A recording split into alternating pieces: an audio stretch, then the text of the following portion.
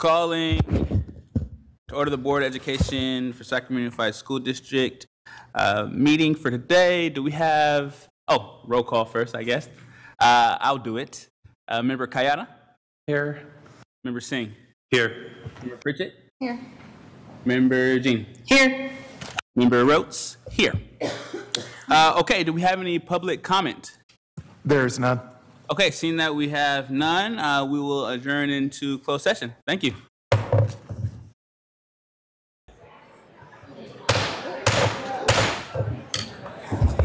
Calling to order the Board of Education meeting for Sacramento Unified School District.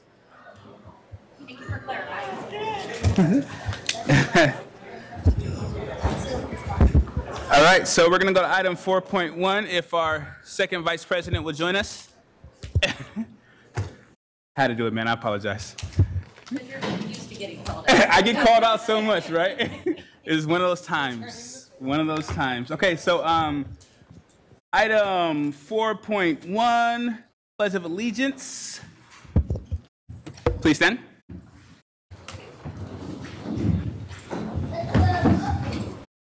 All right. I pledge allegiance to the flag of the United States of America and to the republic for which it stands, one nation, under God, indivisible, with liberty and justice for all. Thank you. Okay, moving on to item 4.2, broadcast statement. This meeting of the Sacramento City School Board is being recorded and will be cablecast on Metro Cable 14, the local government affairs channel on Comcast, Consolidated Communications, and AT&T UVerse. Today's meeting will be aired Monday, September 11th at 12 p.m. and Wednesday, September 13th at 12 p.m. It is also webcast at metro14live.saccounty.net and can be viewed on Metro Cable 14's YouTube channel. We welcome members of the audience to address the board. Please complete a speaker form, which are located in the back of the room, and give them to our communications representative, along with any handouts you may have for the board prior to the conclusion of the item's presentation. Please speak into the microphone when addressing the board and state your name for the record. Please limit comments during public comment to items that are not on the agenda. If you do comment on an item that is listed on the agenda, we will ask that you please defer your comments until your item comes up on the agenda. Please also either turn off your cell phones or place them on silent mode. Thank you so much. We're going to go to item 5.0, announcements of actions taken in closed session. Good evening, President Rhodes. There are 3 announcements coming out of closed session this evening. First, the board approved a special education settlement agreement identified as OAH case number 2023-050758 by a vote of 6-0 with member Villa absent. Second, the board approved a special education settlement agreement identified as OAH case number 2023-060987 by a vote of 7-0. The last announcement will be made by Superintendent Allen. Thank you. I am pleased to announce that the board approved by a vote of 7-0 the appointment of Kelly Dunkley as principal of Capital City Schools.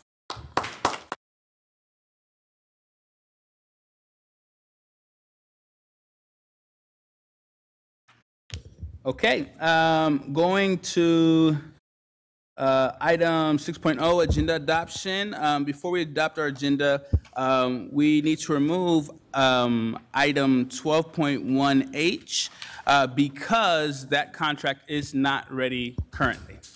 And so, do we have to have a vote for that one? I think we do. So we're going to take a vote to accept that amendment actually, do we have a motion to accept? So moved. I'll second that. And roll call vote for amending of that item. Student board member preferential vote. Sorry about that. Yeah. Aye. Member Jean? Aye. Member Kayada? He's not here. Oh. Member Phillips? Aye. Member Pritchett? Aye. Member Rhodes? Aye. Member Singh? Aye. Member Villa. Aye. Okay, motion passes. That will come back at a later date. Item 7.0, do we have public comment? We do. We have about 8 speakers. Perfection. Please call them up. First speaker, David Wong, followed by Tiffany McBride, and then Henny Peterman. Welcome, Mr. Wong.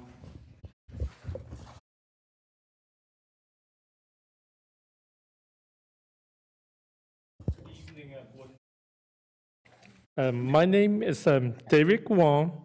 I work as an instructional aide at Luther Burbank High School for 20 years. I work with students with autism, disabled student with wheelchair or walker, or student with learning disability. I earn $21.30 an hour, and my monthly income is $1,817.81. I live in poverty. I have coworkers who earn less. They are in worse financial situation than me. Recently, the district and SCTA reached a tentative agreement in which the SCTA member will receive a nice salary increase. These hardworking people deserve a salary that will keep up with the cost of living. When will the district negotiate a contract with SEIU?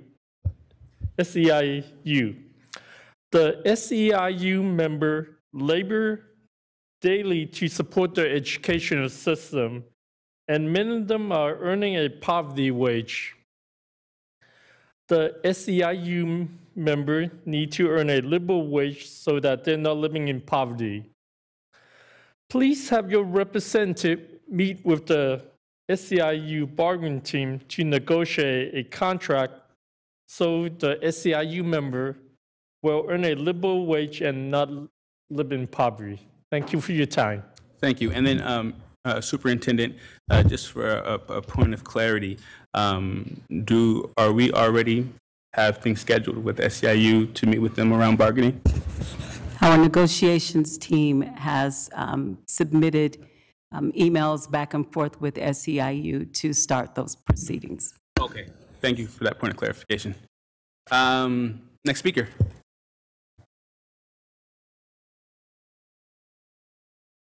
Next speaker, Tiffany McBride, followed by Henny Peterman.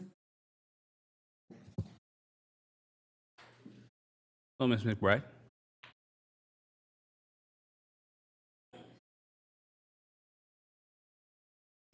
Hello.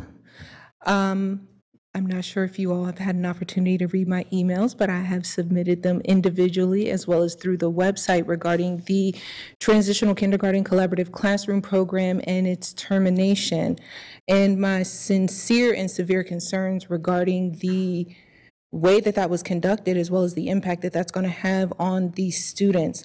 And my questions to the district at this point have gone unanswered. My area rep is not here, but he and I have had some discussion, and it really hasn't answered the initial questions, which is, what is the plan from the district regarding the learning loss? This program was initially designed to be a 6-hour program. The information that I've gotten since then is that the TK program is a 200 instructional minutes program. That is also untrue. I'm having a hard time understanding what services are being provided. And when I say what services are being provided, what I mean is that the information that I'm getting is inaccurate. And not only is the information that I'm getting inaccurate, but then when I'm raising questions of the learning loss and what is the plan going forward and why the program wasn't consolidated and when the program is going to be reinstituted and what's going to happen in the future and when is the program going to be expanded? What are the plans for the kinder model? What services are families going to be provided? What is the district willing to do since parents made plans and at this point the program was terminated essentially 24 hours before the start, leaving them with no additional educational opportunities to make a different decision for the academic well-being for their children. I haven't gotten any answers on those questions. And so I'm here presenting that. again to the board. I have emailed all of you personally. Like I said, my area rep is not here. Ms. Allen, I've called your office because I've subsequently been told after a lot of runaround that you're the person I need to speak to. So my question is, when will I get some answers? And who do I need to speak to get them? Thank you for your time. We'll have somebody connect with you. Next speaker. Hene Peterman, followed by Naima Peterman, and then Amber Moss.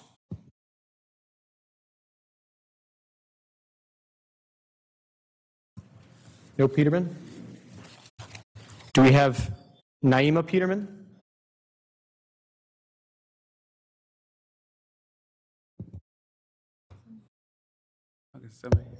Can somebody help her put it down?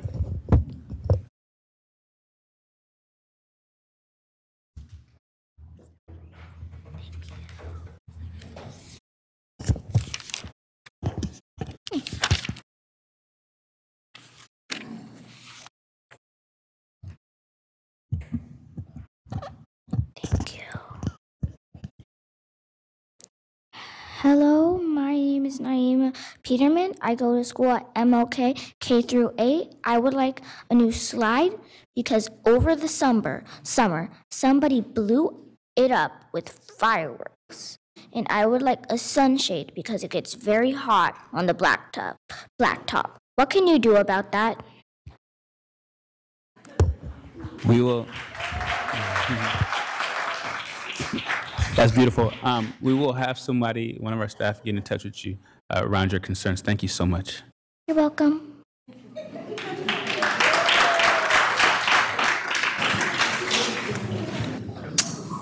Next speaker, Amber Moss, followed by Shanna Just, and then Jason Burke.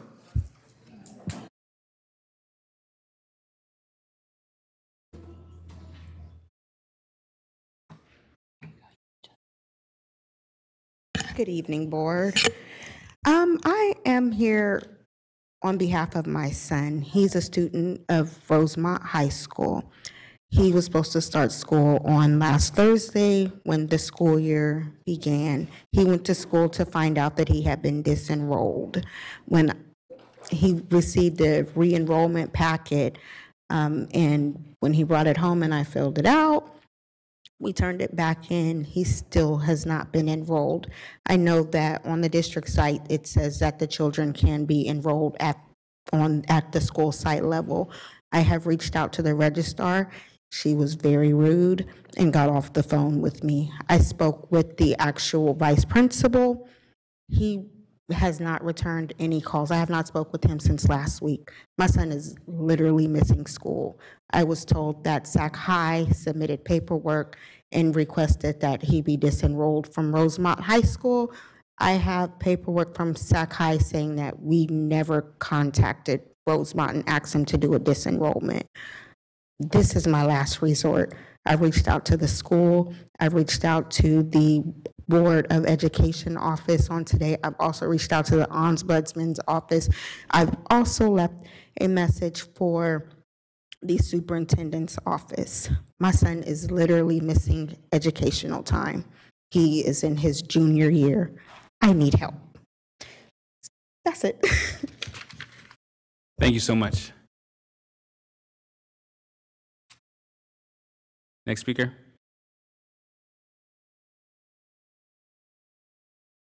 Hello? Hey, good evening, back again. So once again, I'm here to talk about community schools, right? So it's been about 5 weeks since we had the community schools agreement, right? 3 weeks since I was last here. Talking about not only the euphoria we felt over finally reaching that agreement, right? But the steps that we needed to take moving forward. So in that 3 weeks since I was last here, really nothing has happened. We still, no discussions on getting the job descriptions for the community schools training specialists.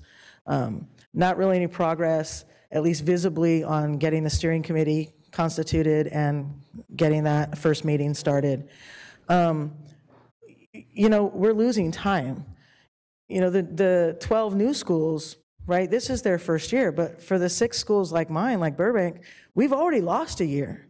right? We can't afford to keep losing time and keep waiting and waiting and waiting for things to get started, right? We have needs now. We had needs a year ago.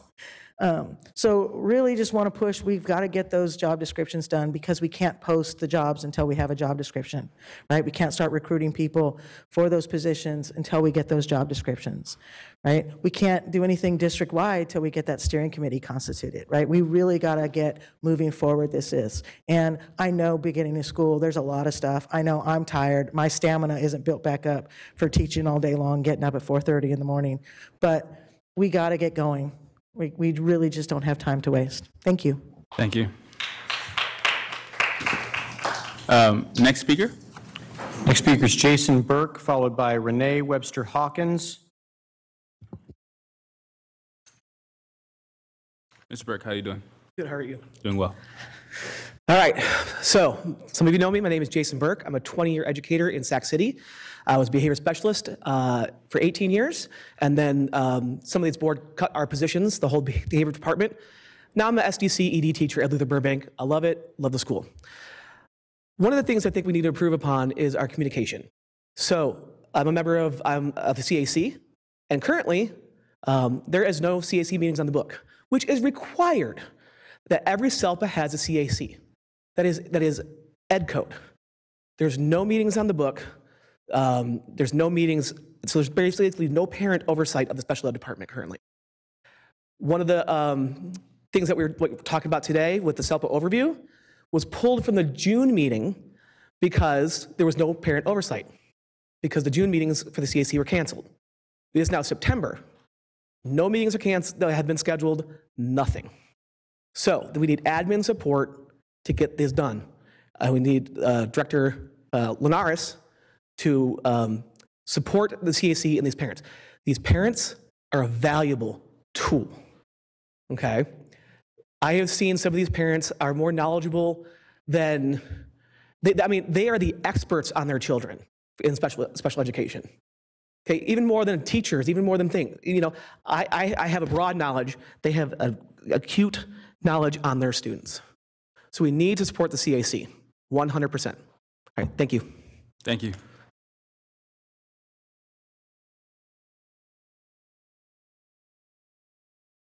Welcome. Good evening, Chair, Superintendent Allen, members of the board. I know many of you, some of you I've never met before. It's my first in-person meeting in 3.5 years. My name is Renee Webster Hawkins, and I've been active with the Community Advisory Committee and on several school site councils and continue to be so. I'm going to address some of the comments that Mr. Burke just made later on when I speak for the Community Advisory Committee during the community engagement piece. As public comment, though, I'd like to talk to you about something that really matters to the success of our students. We talk about making sure that all of our students have the widest array of options to whatever they decide to do after they graduate and leave us. Dual enrollment, let's talk about that. It's very important. And it is a little bit of a lightning rod for some people, and there's some policy issues that the adults need to work out.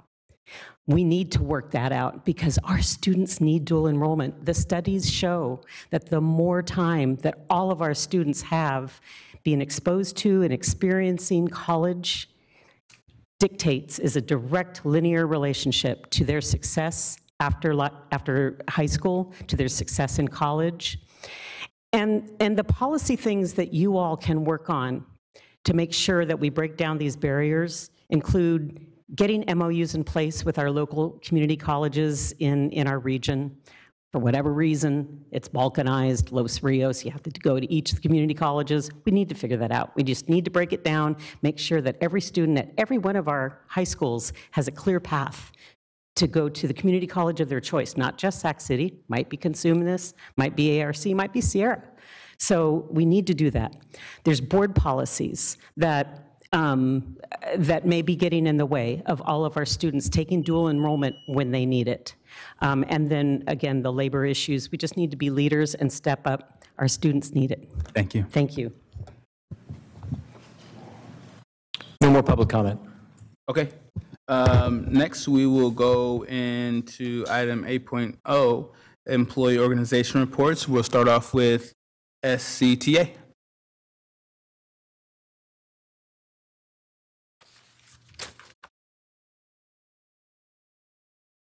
Good evening, members of the board and Superintendent Allen. I'm Nikki Malevsky, President of the Sacramento City Teachers Association.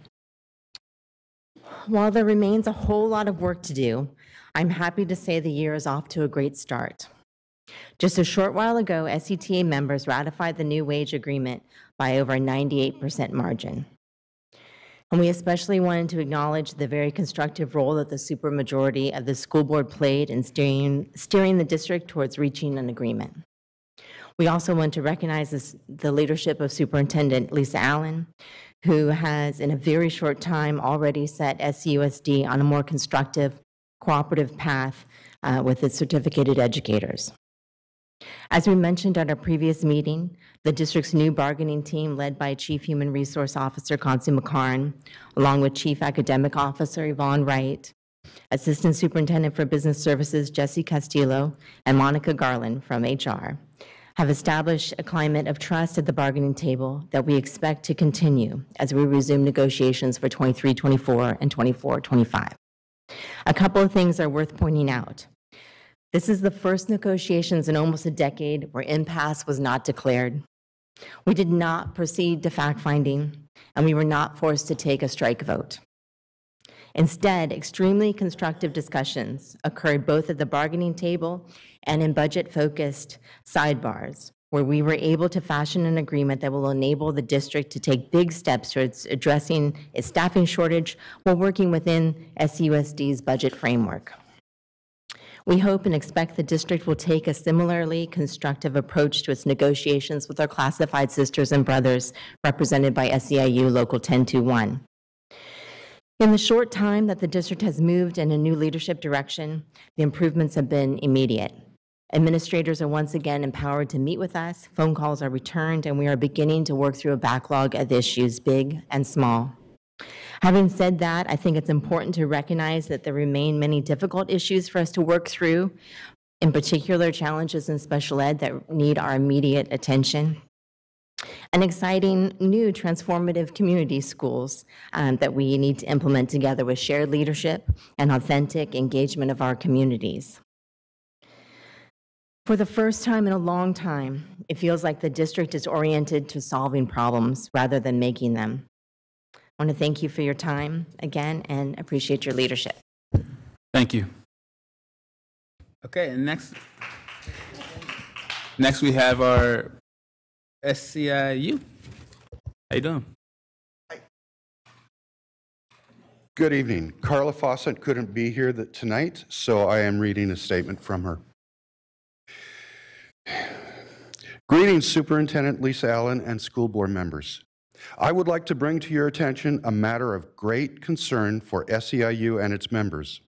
We initiated negotiations to conduct a classification and compensation study with the company EMS, a process that has extended far beyond a reasonable time frame. Our primary concern arises from the apparent lack of consistent communication between EMS and the Human Resource Service Department throughout this process. Initially, when we embarked on this journey, the union, HR, and EMS held frequent meetings with ongoing discussions and diligent follow-ups. However, it has come to our attention that these updates have significantly dwindled and at times seem non-existent. To stay informed, I have resorted to sending regular emails to HR, often receiving little or no response. This situation leads us to believe that HR may be in communication with EMS, but unfortunately, it appears that neither the union nor its leadership are being informed. The SEIU members are profoundly disappointed, fatigued, and in some cases, growing frustrated. We represent the lowest paid employees in the district, yet we are the backbone that keeps the district running smoothly. It is important to note that the district has not provided cost of living adjustments, COLA, for several years, while the cost of living has continued to rise. We, the nearly 1,800 members, are struggling to provide our families, cover utilities, fuel our cars, and secure a place to live. Shockingly, even fast food chains like McDonald's offer wages higher to their employees compared to our district. This wage disparity has led to a significant deficit in job applications, resulting in a substantial number of vacancies within our district. Who would be eager to work for an employer that offers compensation well below the market value for its lowest paid workers? In light of these pressing concerns, SEIU urgently requests that the school board intervenes and insists that HR collaborates closely with EMS to expedite this process. We implore you to treat this agreement as an emergency, as it should have been resolved months ago. Our district desperately needs to rectify the classification and compensation discrepancies, as this will not only benefit our dedicated employees, but also help attract and retain a diverse pool of highly qualified individuals. Thank you. Thank you so much. Do we have TCS or Teamsters or UPE in the building? Okay. We will go to item 8.2, District Advisory Committee, and we'll start with the CAC.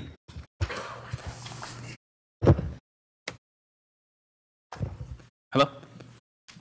Good evening again. Renee Webster Hawkins, Chair of the Community Advisory Committee, and I've been involved with the Community Advisory Committee dating back to about 2014. And who are we? We, as Mr. Burke said, we're created by the Education Code, but we are of and by and for the community. We are a group of primarily parents, but it's great to be including educators and other community leaders who are concerned about our students with disabilities and the education that they're getting from this district. And we've been involved over the years in many of the educational programs for our community, for our parents. We've been involved in working alongside district leaders to obtain and try to address the Council of Great City Schools audit from 2017, which has served as the blueprint for many of the ensuing reports that have highlighted some of the disparities that our students with disabilities have. So that's who we are. We meet and have always met on the third Tuesday of the month for our general meeting at 6 p.m. We do have meetings, those meetings scheduled. What we don't have is the meetings are not on the district calendar. And we have been asking for years for dedicated admin support. We are volunteers. Individuals like Mr. Burke and other educators that work for the district that are on the committee do that on their own time. And so when we ask for something to be put either on the calendar, on the district website, it will probably, I'd challenge you to go and look at the district website and look for materials related to the CAC. They're hard to find, they're disorganized, they're kind of, some are over on the CAC, the district website, some are on the SELPA website. We need it accessible, we need to lift it up. We have great presentations every month that we record. We have every year we do a presentation on dyslexia, and they've been the most well-attended presentations.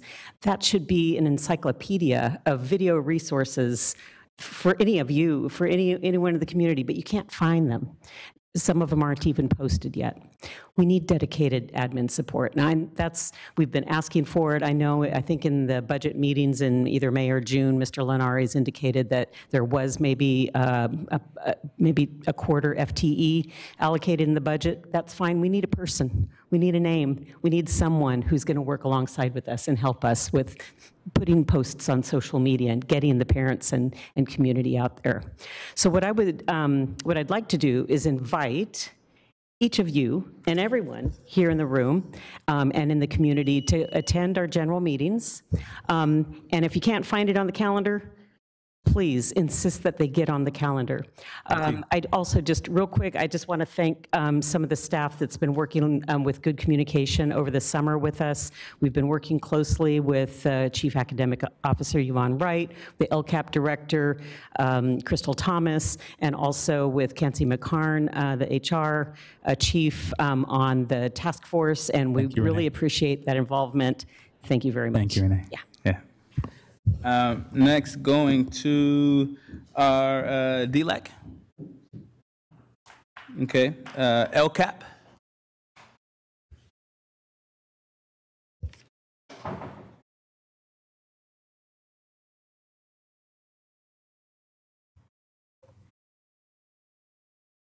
Welcome.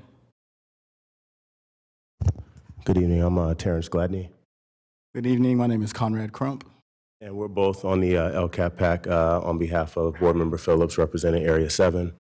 Recently, as we've met, we've had our meetings in person, and we've really been focused on how do we make the LCAP approachable down to the constituents who we're supposed to represent, which is the students. So we really tried to rethink the way the goals are written, and we've also had a highlighted focus on making it more approachable in terms of the marketing and language. So that's not so high level, but it is something that even the youngest of our students can understand and interpret. But also, how do we get buy-in from our parents so that we can get additional support and truly represent all of the voices as much as possible across the district. We focus on Area 5. And I'm sorry, not Area 5, but goal number 5.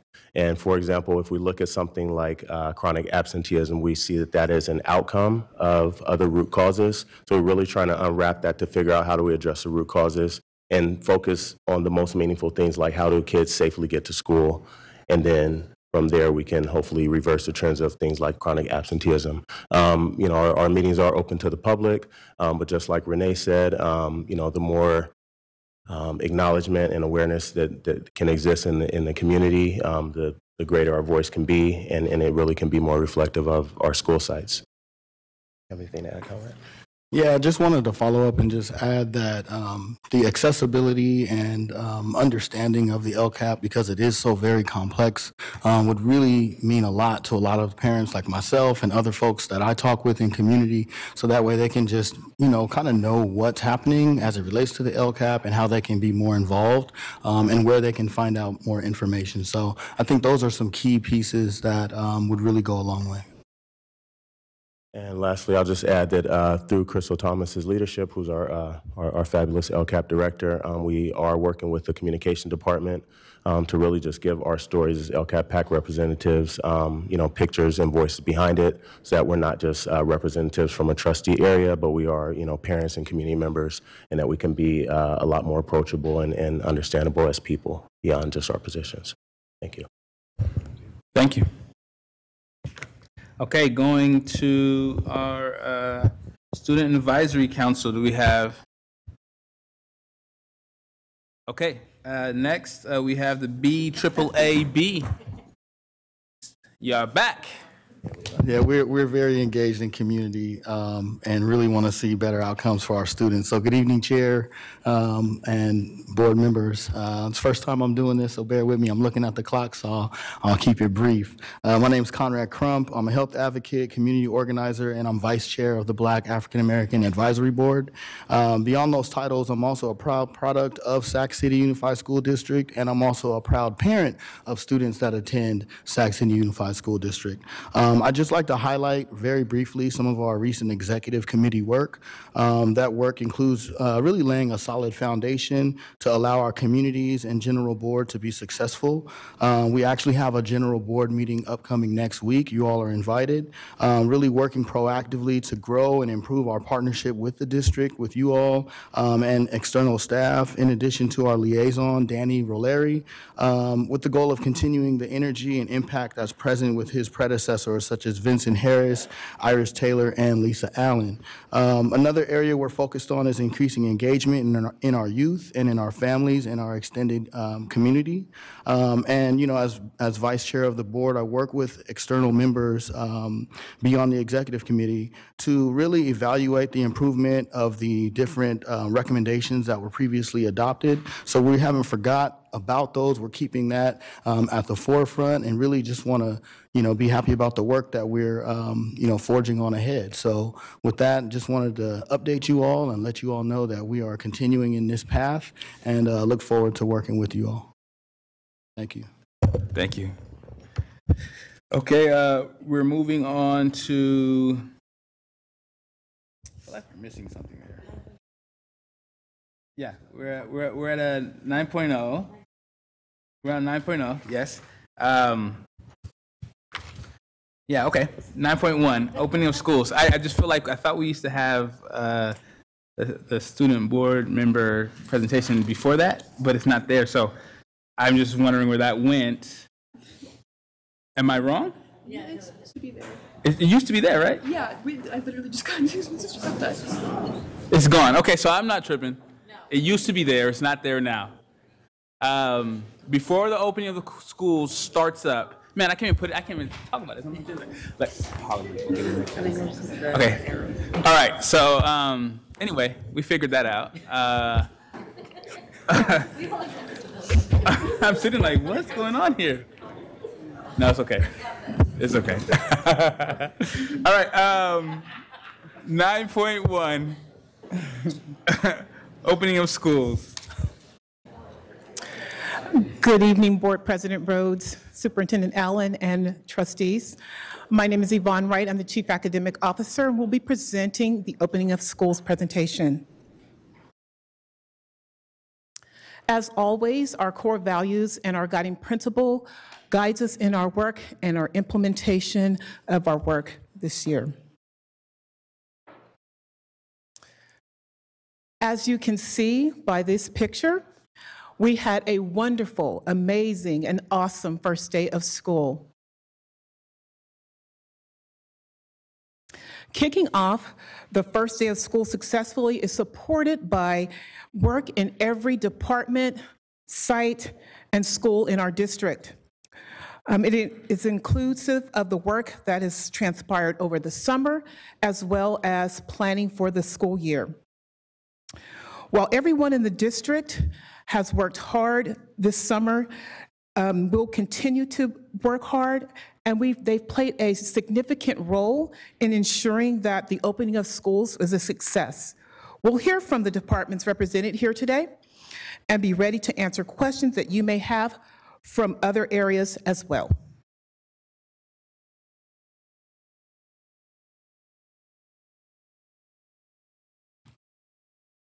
Respected Board President, honorable board members, and dear Superintendent, I am Manpreet Kaur, Director Youth Development. Oh, there we go. Oh. Good evening, board member Rhodes, Superintendent Lisa Allen, and board members. My name is Nang Her. I'm the Director of Summer School and Extended Learning. In collaboration tonight with Manpreet, we will talk and provide some information on summer school. So summer 2023 was our 12th year of running summer programming in Sac City Unified by Youth Development. As you know, Youth Development Support Services is a grant-funded department, so all these programs that you see up here, they were paid by Expanded Learning, state and federal programs, grants. And this summer was huge, and this was only made possible by our certificated staff, classified staff, different departments, our site administrators. I also want to mention that you see the number of certificated staff over here, and that's only for K-8. We are still waiting for staff and teachers who were, and classified staff who worked at our high schools, at the high schools. This was first year when we had sports camps at our middle schools, and we collaborated with our sports coordinator. And in closing, as you look at the slide, our students enjoyed not just academic intervention, but they enjoyed numerous field trips, participated in music, art, dance, and sports activities. Thank you.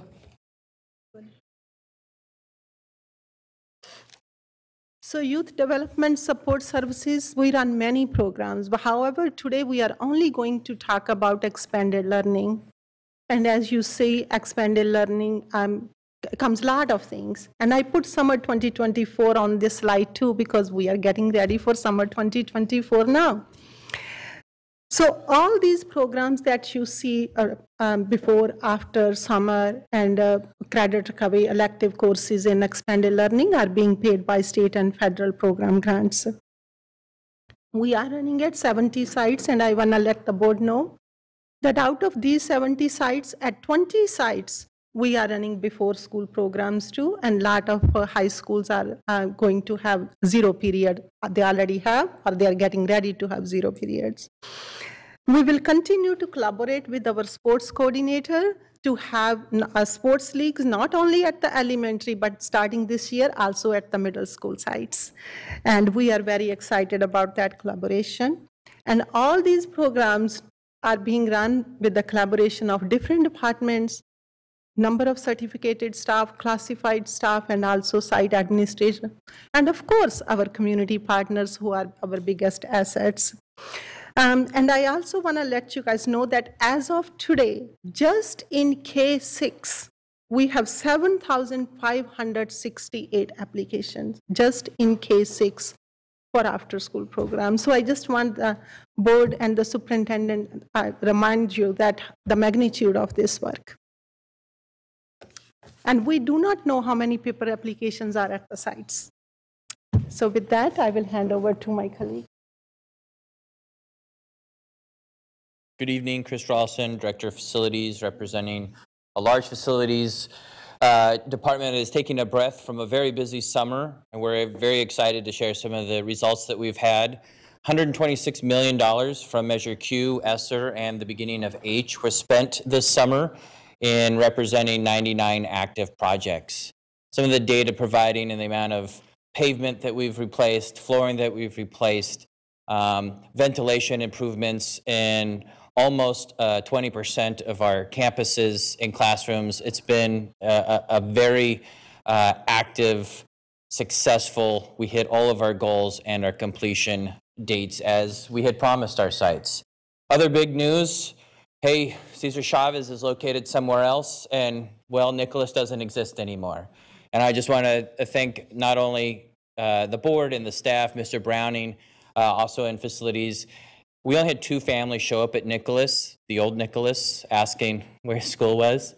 And I think that's a pretty good testament to Mr. Browning and his community outreach and making sure that we were able to notify these families. We've had lots of family engagement, and that will continue this year, not only at Chavez and Nicholas, but we are getting ready to kick off groundbreaking next week at Oak Ridge, our 3rd vision project of the first set from Measure H. Will do its groundbreaking on the 14th. We'll be excited to see all of you there. And then they will be mobilizing at the end of September. But you can see on the slide, it's just beginning. We're going to begin 3 brand new vision projects, major modernization at Fern Bacon Middle School, a brand new Pacific Elementary School, and we're still figuring out what Bowling Greens will look like, but that will also receive vision bond work in the next 4 years, slated to open in September of 2027. So we are always thinking outside. Pacific will follow Nicholas at CB Wire, so we're ready to begin these transitions and just keep the projects coming. And we appreciate you guys supporting not only our department, but all bonds and helping spread that success with your community so that they feel good about the tax investments that they're putting in.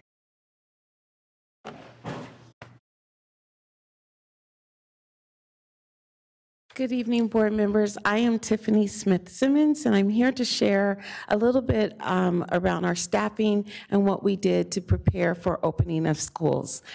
The slide says that our recruitment began in January. That's where our presence started at various educator recruitment events, but we actually started our recruitment last July.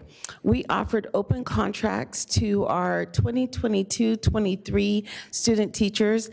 Each year, we average about 80 to 90 student teachers in our classrooms. Those are teacher learners that are learning the culture and climate of Sac City. And I'm very happy to say that we have 60 of our student teachers in classrooms this year through our open contracts to student teachers. We also went to local hiring events and throughout the state. We went to Chico State, Fresno State, UC Davis, Sac State, and a number of community recruitment events because we didn't just focus on certificated, we also focused on classified positions as well. So we went to You Better Work event at the LGBTQ Center in Sacramento. We went to EDD, and we also partnered with CRC and local churches and organizations. We hosted over 170 one-on-one sessions to speak with potential educators after each of those events if they were interested in working here in Sac City. And then we had a very innovative couple weeks in July at the California State Fair at our Come Grow With Us event.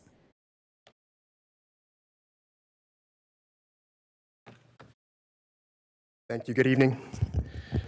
The slide you see before you is the certificated vacancy dashboard that's available live, updated daily on our website. For the 23-24 school year, 247 certificated positions have been filled, 190 classified, and 28 management positions to date. We received and processed 372 resignation and retirements from January to current. 51 leave of absences have been processed. 987 certificated and classified substitutes who are currently eligible to work. 786 of those are classroom teachers. From the first day of school, we had 103 certificated substitute teacher requests on the first day of school. That's the lowest that we've had in the last 3 years. So it's a good trend. Thank you.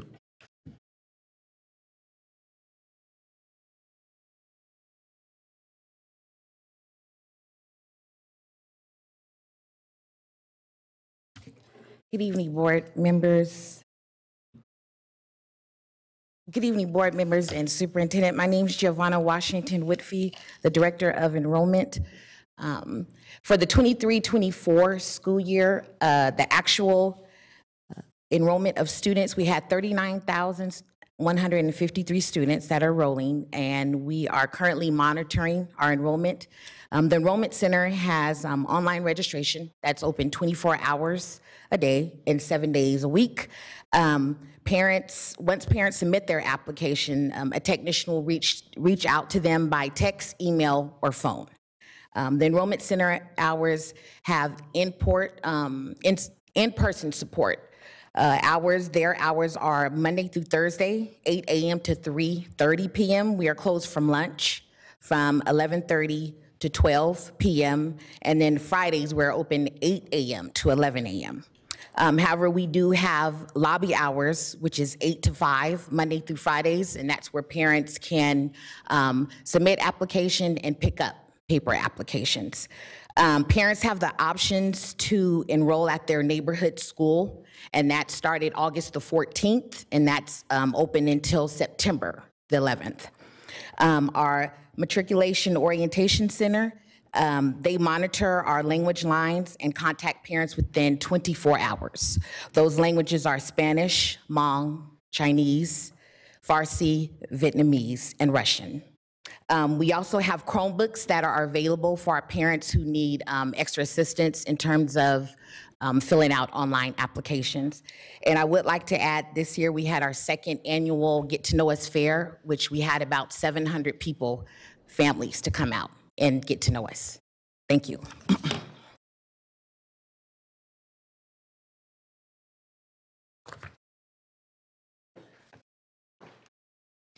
Good evening, everyone. I'm Erin Hansen, Assistant Superintendent for Curriculum and Instruction. Professional learning is a critical element in the kickoff of a new school year, setting the tone for teaching and learning, setting expectations and support for Tier 1 universal instruction and learning environments, and arming our staff with the current and research best practices. This summer, our certificated staff in the CNI and multilingual departments conceptualized and delivered our first ever Summer Teacher Professional Learning Conference, designed by and for our educators. Training specialists gathered feedback from their work with classroom teachers, analyzed the professional learning needs of our system, identified areas in a 2-week-long conference. Certificated staff in CNI, multilingual special education, and early learning and care facilitated more than 160 sessions in ELA, ELD, math, sciences, history and social studies, VEPA, EdTech, PE, culture, climate, SPED, and early learning and care. They served nearly 500 teachers during the 2 weeks, filling 2,364 seats over the course of that time. The feedback has been incredible. You can see it here with 90% of respondents expressing satisfaction with the overall experience and with the individual sessions. Teachers indicated that they appreciated the variety and choice, the time to connect and collaborate with peers across sites and disciplines, our knowledgeable and engaging facilitators, the ease of communication and registration, and they are asking for more professional learning opportunities, coaching, and support from our training specialists. In August, we provided professional learning to our site and department leaders and to all certificated staff. These sessions aligned directly with our strategic priorities. Specifically, we focused our efforts on building a common language and understanding around trauma-informed principles and practices, building cultures of reflection and data, and ensuring site staff are aware of and can access and utilize the resources available through the Curriculum and Instruction Department. Site leaders engaged in collaboration around building their instructional leadership capacity, and certificated staff had access to job-specific training as well as time for mandated trainings, collaboration, planning, and prep. Feedback from all of these sessions is critical as we work to continuously improve our professional learning support of leaders and staff. In the graphs here, you can see the overall favorable responses from both groups with regard to the sessions being engaging, supporting their growth, and being relevant and meaningful. We also know, though, that within these graphs lies important information about how we can improve our work. So analyzing this data along with that from the Summer Learning Conference is critical as we continue to develop professional learning with our staff. In addition to professional learning, our library textbook services team works tirelessly throughout the spring and summer to ensure that every student has access to district-adopted instructional materials. This summer, in addition to the ongoing work they do, they received, processed, and delivered instructional materials for our new history social studies adoption and an update to our K-2 instructional materials. LTS and our site leaders are currently working together to prepare for our annual Williams visits, which monitor our instructional materials sufficiency. You'll hear more about that in a following board meeting. This slide is just a preview of our focus areas for professional learning as we continue to develop a through line and build our collective capacity for culturally responsive teaching and learning, multi-tiered systems of support, and high-quality instruction. As I hand it over to Dr. Gibson, I would like to give a quick shout out to our directors of professional learning, coordinators, training specialists, LTS, and clerical staff in the CNI, multilingual, student support and health services, early learning and care, special education, and college and career readiness departments who made all of this professional learning work possible this summer. Dr. Gibson. Hi. Good evening, Board, President Rhodes and Superintendent Allen. It is a joy that we as a district serve our youngest learners. We are celebrating that we are a pre-K-12 district, right?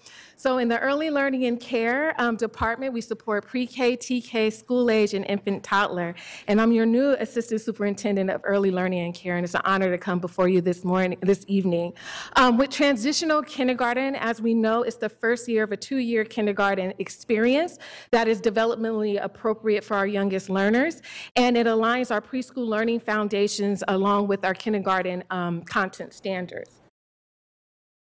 So celebrating that we are expanding transitional kindergarten. We started off with the original 10 sites, and we call them our pioneers, now to 33 sites total in the year of 23-24. So we want to celebrate that we are growing and expanding and providing opportunities for our youngest learners. And also we are partnering with external partners to create a pathway pipeline so that we have people working with our youngest learners. And we have about 4 teacher residents in our TK programs. Thank you. And now I'll turn it over to Student Support and Health Services. Good evening, President Rhodes, board members, Superintendent Allen. I'm Jacqueline Garner. I serve as the Executive Director of Student Support and Health Services. Really excited to share about the services that our department has been getting ready to prepare for our schools to be opened.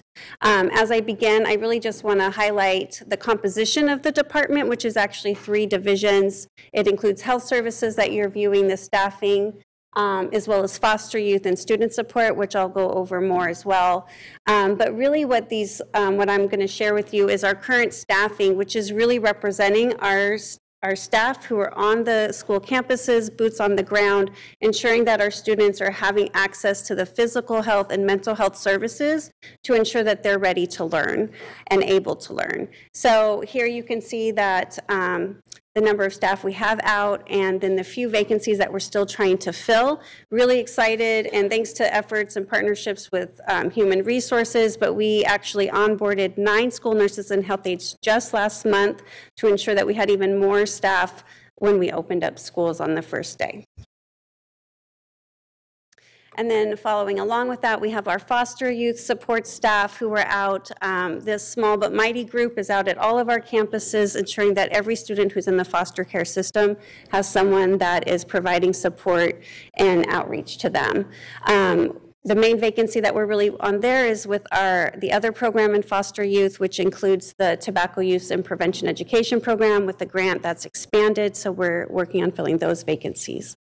And then lastly, we have our student support services, which also includes homeless services program and LGBTQ youth support program.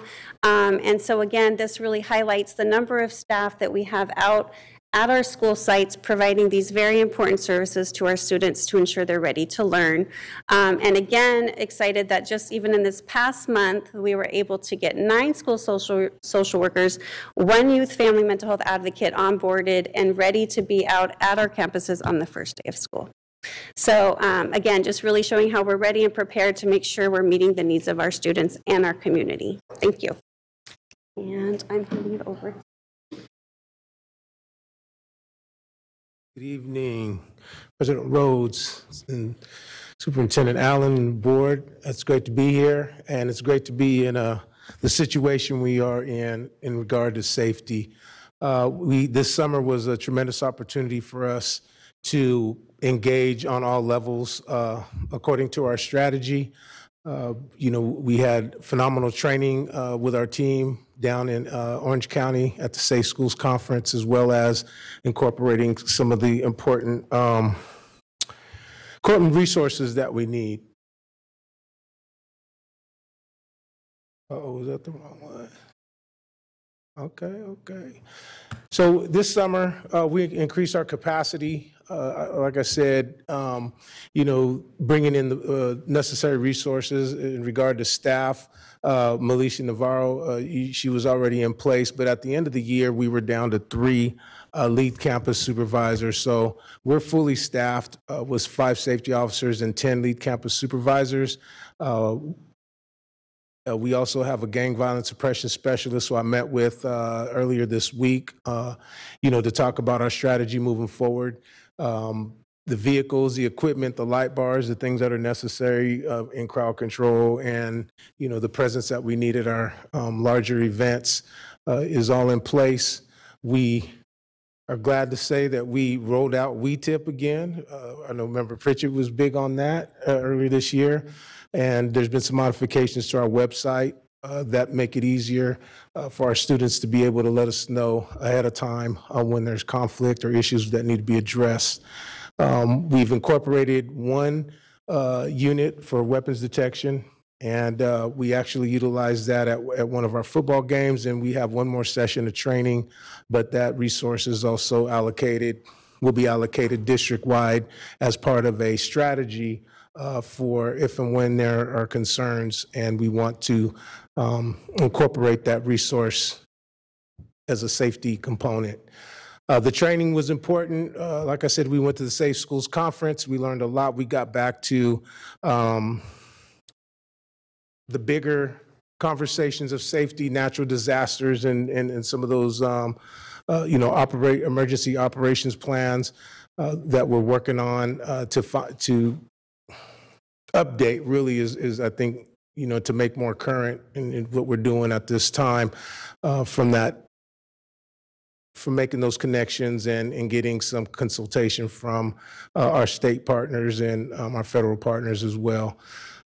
We brought in the School Insurance Authority to kind of, it was an opportunity to bring in our principals and to start having a conversation about safety, to start opening our minds to what that needs to look like, and empower our staff, our administration to start having those conversations all the way down to the schools, at the school site level. So School Insurance Authority came in, they did some legal update, they provided some training for conflict and de-escalation, and we also introduced the ALICE system, or the ALICE process for how to respond to active shooters on school sites.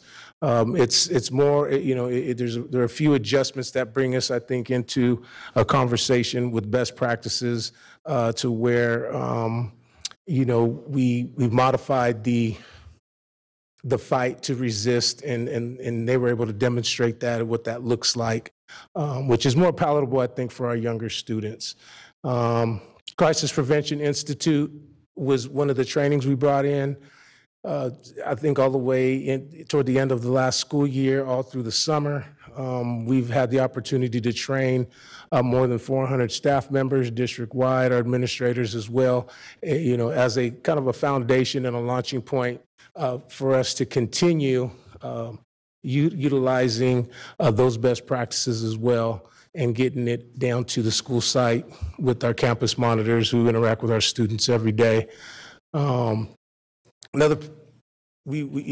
talked about gangs, prevention and intervention, motivational interviewing, best practice for case management, and school to prison pipeline, all of which we opened up to our community partners to be part of those conversations at the Charles Jones Center, just because that's what we're baking into the Reimagining School Safety. So we train together, we learn together, and we have those conversations.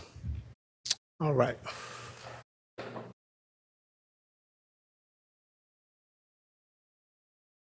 Good evening. I'm the Director of Nutrition Services, Central Kitchen and Distribution Services. And what's going on here? Do I know how to? How come this isn't working? Oh, there we go. I wanted to share real quickly our mission for the Central Kitchen. We believe every student, regardless of income, deserves a freshly prepared meal while at school.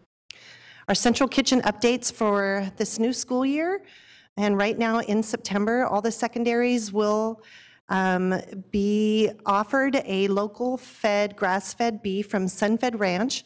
This is a new vendor that we are supplying to our schools. Both middle and high schools will see this during the week of Farm to Fork.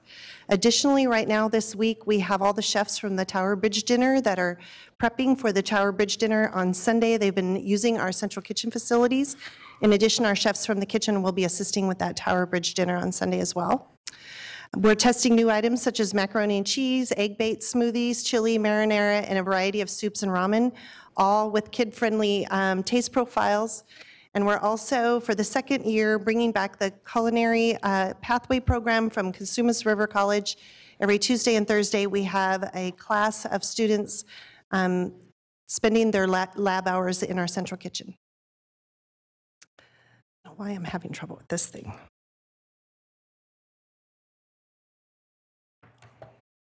And the other update is our food truck update. Is there something about this I'm not getting?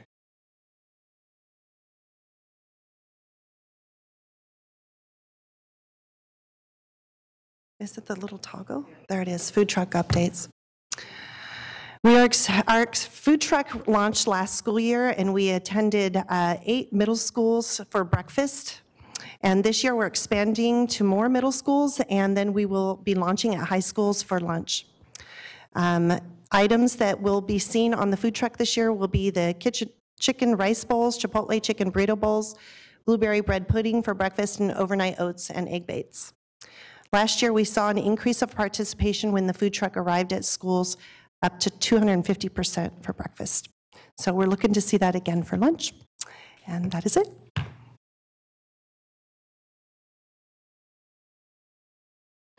Hello, Superintendent Allen. Let's see if I can make this work. There we go. Board President Rhodes and esteemed board members, my name is Jennifer Kretschmann, and I am the Director of Student Attendance and Engagement. I'm just going to start tonight by letting you all know that we were awarded our third LCSSP grant. I know the last time we saw you, we were still waiting, and thanks to Diane Brown, who is our wonderful grant writer, we have 3 more years of funding. So we will be partnering with FACE for the first time, so that's Family and Community Engagement, for the next 3 years to increase student attendance, decrease chronic absence, and improve overall student, family, and community engagement. And this is Sandra Laird. Good evening, Good evening, everyone. I think I'm a little nervous, but if little Naila could do it, I can do it too. So here I go. So I'm happy to report that the CARE team had a very successful and very busy summer. During the summer, starting when the pandemic hit, we started the Summer Connection home visits where we reach out to students and families, most of whom were, actually all of whom are recently chronically absent. So we reach out to them to see why their students were chronically absent, to offer support, guidance, and to connect them with any services should they need it, such as homeless services, for example. And I'm happy to report that our team were able to conduct 140 home visits. We reached over 300 students. We made 480 outreach calls, signed 60 families up for the Infinite Campus Parent Portal, distributed 200 plus backpacks with school supplies, and we also went to the Riza apartment complex. That is the complex that is known to where many students from Nicholas live. We did a pop-up there to let all the families know where the new location was going to be, to provide them with backpacks and information about the back-to-school night at the new location. We also had beginning of school events at, I'm going to mispronounce this because I'm nervous, CUU, MLK Jr., and we also volunteered at St. John's Shelter. Later on, we'll be presenting on the importance of Attendance Awareness Month, and as you can see by the banner behind you, in order to be academically successful, you need to attend today and to achieve tomorrow. And as part of our Attendance Awareness Month, we will be holding a community event at the end of this month at Ethel I. Baker. And we're looking forward to this coming school year, where we will have Kevin Bracey, the wonderful Kevin Bracey. He's a motivational speaker who's going to help us with a small group Tier 2 intervention program, where he will be working with 12 focus sites, meeting with 4th and 6th grade boys, black and brown boys, and basically serving as a mentor. And in his motivational presentations, he talks about showing up despite circumstances that may be difficult for them. And he connects very well with youth, and we're really excited to have him. And thank you for allowing us to come up and talk to you. Thank you.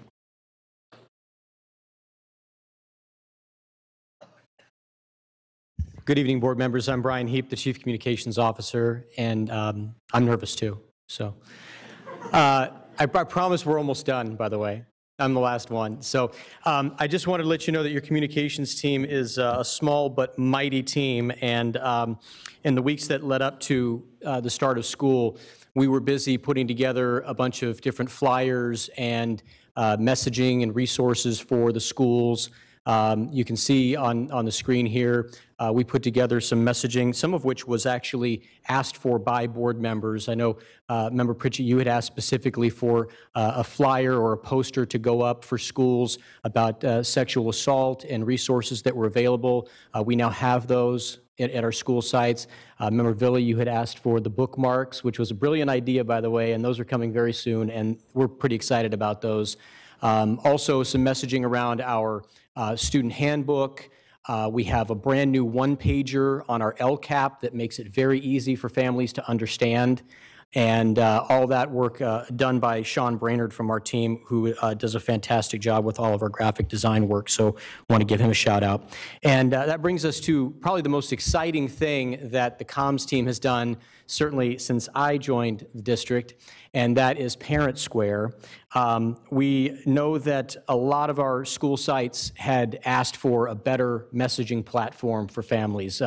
Our Infinite Campus works very well as a student information system, but it is not a terrific form of platform for communicating with people. And so Parent Square is going to really fill a void for us in that regard. And one of the great things about Parent Square, if you haven't already noticed, our messages already have a much more visual appeal to them. We can incorporate a lot more graphics. We can incorporate some video, which is very helpful.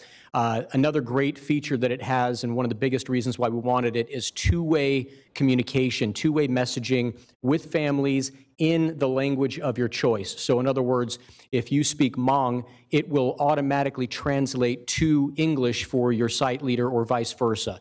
So it's an incredibly important thing for us in that regard. And want to also give a big shout out to our team, because in addition to all the work that we've done in preparation for Parent Square and getting that online, they have also been trying to redesign our website, which is desperately in need of that. It's difficult to find things on there. It's not as user-friendly as we want it to be, and we're working on that. So special shout out to our webmaster, Andrea Stares, our communications manager, Al Goldberg, and our community engagement manager, Nikki Kangas, because they have been really working hard on getting that stuff together. So thank you.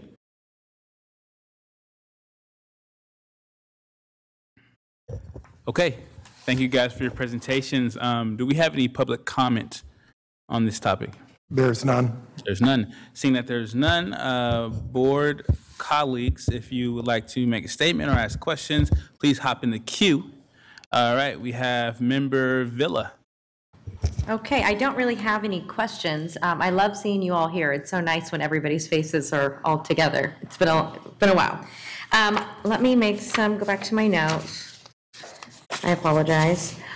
I'm just going to make statements. I'm loving the summer construction. I've been driving by the schools. It's fabulous to see schools both demolished and all of the wonderful work. I drive past Hiram Johnson and just seeing the kids out there practicing football in that wonderful stadium. Wonderful to see. Let me go back to my other notes here. Summer 2024, very excited about that. We have to keep that moving. Enrollment. I had a question. Can you tell me, Javon, it's 39,153 as of August 31st. Do we know, that's up from the last couple of years, correct? Obviously, COVID is one thing. Yes, I don't recall, just because there's a lot of data all the time, what our numbers were last year at this time. It's around 37. 37. Okay, so that's great. That's what I wanted to know. Thank you. Let me see here. All of this is just so good. This is all this really wonderful work. I'm really thankful for everybody. Love the safety component. We've been asking for a complete, comprehensive plan on safety. This is it. Nutrition services, amazing. I like seeing that at school sites. My daughter loves the smoothie and orange chicken, so keep that going. Communications. You know how much I love communications and making sure our families know everything. You guys have totally spun that around, and I'm very thankful. Parents are really going to the not necessarily going to the website, but going to their emails and getting the information. There's not that I don't know what's going on. Everybody knows now, and the social media, so thank you. It's really important. I love the 2 languages component. That's, again, something that people have been asking for. Those are my quick little feedback, but thank you, everyone. Thank you, and we're going to go over to Member Pritchett. Thank you. I just wanted to say thank you so much for the amazing work of getting the school started. It's I know it's not easy, and also just a huge shout out to our school sites, because the work just isn't here, it's also there, right? And so just it's I just want to say, thank you from us, and thank you for hearing us when we in implementing when we say, because when we say like, oh, these things would be great, it's because we hear it from our communities of like, these are the things that we think that, should be implemented. So thank you for hearing that and implementing it into these plans. Thank you, Ray, for bringing that WeTip hotline back and the sexual assault things for pamphlets. I do have a request and that we work with our student board member and the student advisory council, and that we get maybe like small ones that we can get to her and the student advisory council, and they can get out to our school sites. That way they have firsthand, they're at the school sites. They can get them to the kids. It's really hard for us to get them to, so maybe you can work directly to get them directly out to the students. Brave, with the Alice shooter, good job on that one. I'm hoping that you guys are probably learning a lot on that one. I know that it's like evolving information on like what we're learning on that. I know I hear a lot about that at work as well. And I'm wondering if there's like plans in the future, and I don't know if we're already doing this, but like real life situations, or not, let me back that up, not real life, but like, but like a mock drill of like, what it would look like if we had active shooters on campus, and, of things of that nature that we're doing on campus. Are we doing things of that nature? Yeah, go ahead. So Alice, because when we approached them, we thought that it was with the big scenarios that, to go through. What we learned is that they have modified the stress inoculation part, and they have some different ways of processing and doing the training through more tabletop conversations because of what was, trying to mitigate the impact on students and whatnot. It's the way, but it is equally as thought-provoking as would be a scenario. And the goal is to train our own staff so that we can continue to modify as we move forward to incorporate, those best practices. When we went to them, though, we were thinking it was going to be this, what you're saying, because that's what a lot of the principals were talking about. Right. But when we contacted them, the things have been modified, so. Okay, yeah, that's kind of what I wrote down, was like including our campus monitors, safety monitors, our staff, like including all of them so they know, like when you're reading something or watching it, instead of actually doing it, like I'm more of like, I want to learn how to do it. Right.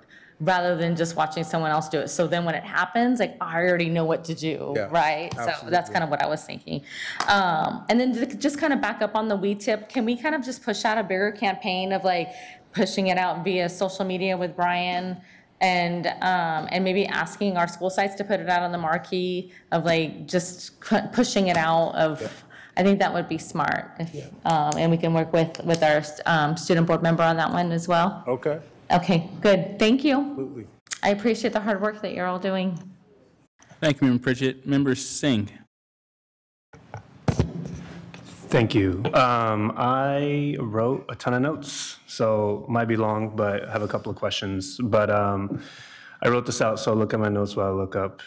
So I do want to stress my gratitude to everyone who did all this work over the summer. I think it's really clear for us to be a truly strong district. We need to be responsive and aware of the real needs of our families who entrust their children in our public school system. So with rising costs and the burdens that this puts on our families with varying diversities of income, the before and after school programs are almost necessary, in my opinion, in order to not only help our children catch up with learning loss, but also support and alleviate the burdens on our parents and parent figures who work very hard to make ends meet. So I just do want to thank Manpreet and the entire team for the work that you've done to provide those services, because I do think in the public education system, for us to compete with the rising folks who want to go to, let's say, private schools and stuff, these are some of the things that those places offer and why folks tend to shift if they have the income to do so. So this really does give us an edge in making sure folks can continue to entrust us as a district, as a public school district,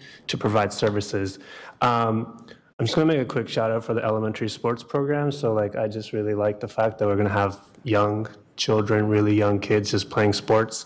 I'm not going to suggest anything to the facilities team, but I will say it would be really cool to put basketball courts in cafeterias in elementary schools, because that's a great place to place them. So just throwing that out there.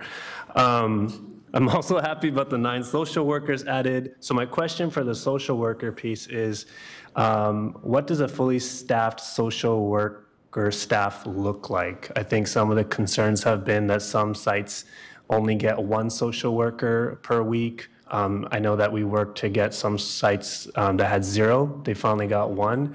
But as we staff up, are we going to actually have the capacity to put multiple days of a social worker at every school site? So what we're doing to provide equity, trying to provide a minimum of service to every campus, is that every campus will have, there's a little bit of an exception, but for the most part, every campus gets at least 1 day of student support service support. And so that would be 1 day of a school social worker. Then using an equity index, we are basing it on need, and then there would be additional days of support. The exceptions are that we have our dependent charter schools. They have to buy their services. So if they don't purchase, or that's the right word, but if they don't allocate money for the student support, a social worker support, then they don't have it. So some of our charter schools have done that and some haven't, and the 3 that haven't aren't scheduled to get a social worker at that site. So we do have, right now we're at 69 out of all of our campuses that have social worker or student support on their sites. And then we're just waiting to get cleared 1 more social worker, then we'll be at 72, and then we're still trying to fill another vacancy. So, yeah. Thank you. That answers. Yes. So moving on to my next question. So I do use the vacancy tracker. So I'm hoping that with our agreement that we're going to be putting a dent in this, in our agreement with our unions, but I also want to know if there's any particular plans to close a vacancy gap for our underrepresented and underserved areas. That tool actually does a great job to showcase how areas that are more affluent per se have the least amount of vacancies. And we all know that teacher shortages and having the most staffed schools is how you lead to student success. And that can also showcase why our underrepresented, underserved areas have the highest level of discrepancies for student success. So can someone talk to me about how we plan to specifically help get vacancies closed in those areas and neighborhoods?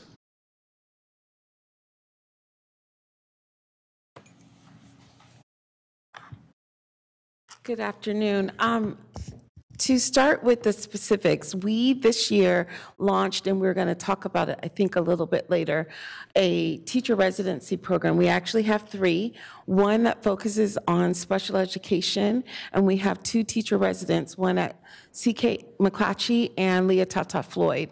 We also have a teacher residency program that specifically focuses on diversity, and we are partnering with Sac State in both of those residency programs. We have a pilot this year at Washington Elementary School where all of the teacher residents are BIPOC educators that are learning, and they are partnered with some of our last 2 Teacher of the Years. They are actually training our teachers, and so we're very excited about those teacher residency programs. We also have one, as Dr. Gibson spoke about, the transitional kindergarten. We realize that our classroom needs will expand, and so we have teacher resident programs helping us to get teachers in the classroom. Of course, we still offer our classified to certificated program, which has largely been a great tool to recruit teachers of color because they are our instructional aides. Some of our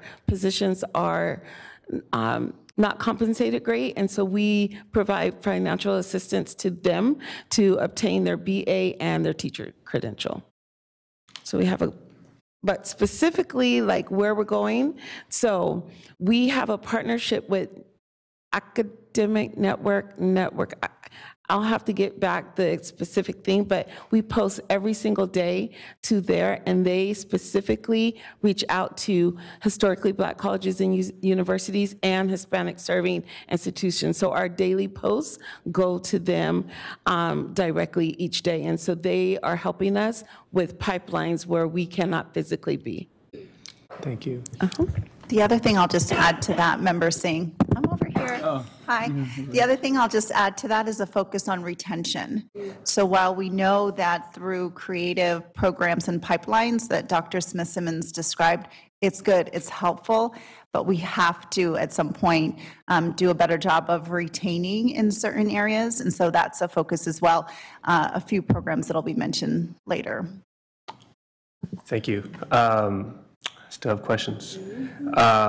So my other question is around enrollment, and I'll close out my last question with safety questions. So enrollment-wise, going a bit deeper, thank you, Member Bill, for asking that question. What was our goal for the year? So for 39-something thousand, was there a goal that we set for how much we're trying to reach? And this might be a budget question, but what is our enrollment number that we're hoping or we're assuming our budget to be at? Because obviously our budget is correlated to enrollment. So when we make budget assumptions, are we meeting that enrollment number?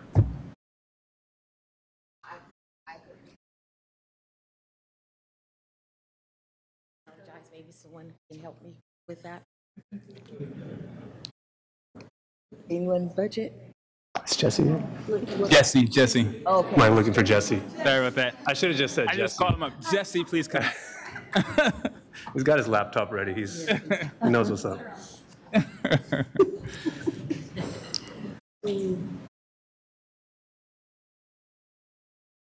Good evening, members of the board. Sorry, I don't have that number right off the top of my head. If you could give me just a moment to look it up. I don't know if you want to go on to the next question, then I can come back.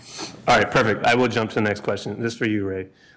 So I've been focused on school to prison pipeline work in my day job for over a decade now, so I'm really glad that that training was covered, but I want to learn more about what steps that you could talk to us, maybe not right now, but in your future presentations, so that we can continue to take a lens towards restorative justice within the safety framework, so we can lower our expulsion rates and our suspension rates, and keep kids in the classroom, because the data says, and you know this, that the best way to keep kids off the streets, away from crime and falling into a life of poverty, is to make sure that they graduate. So I just want to learn more about your restorative justice ideas and kind of bring that into your next presentation when you get a chance to do so. I know there's not a question in there, but there is a question.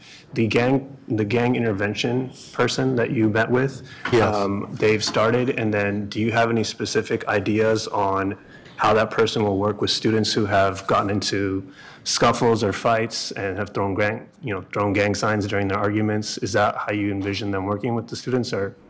Well, we had a meeting because we have to modify that job description to kind of meet more of what we're doing. This person, Andrew Pham, has been in that position for more than 15 years.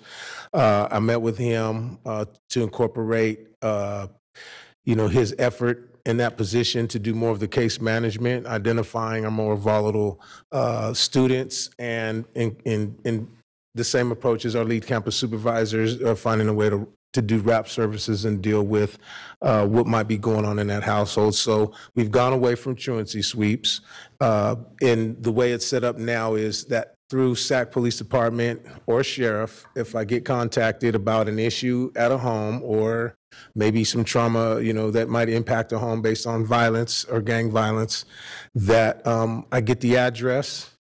And from the address, I'm able to see what students we have in there, separate from what the police concerns might be, and we figure out a way to support them, whether that's referrals to our student supportive services or to, engage with the family to support them. Because we know if you have the third grader, probably a seventh grader, 10th grader, all in the same household, and that's our focus. So we're working on both ends. We want to make sure that we're utilizing that position in a way that's consistent with safety, number one, but intervention and prevention as well.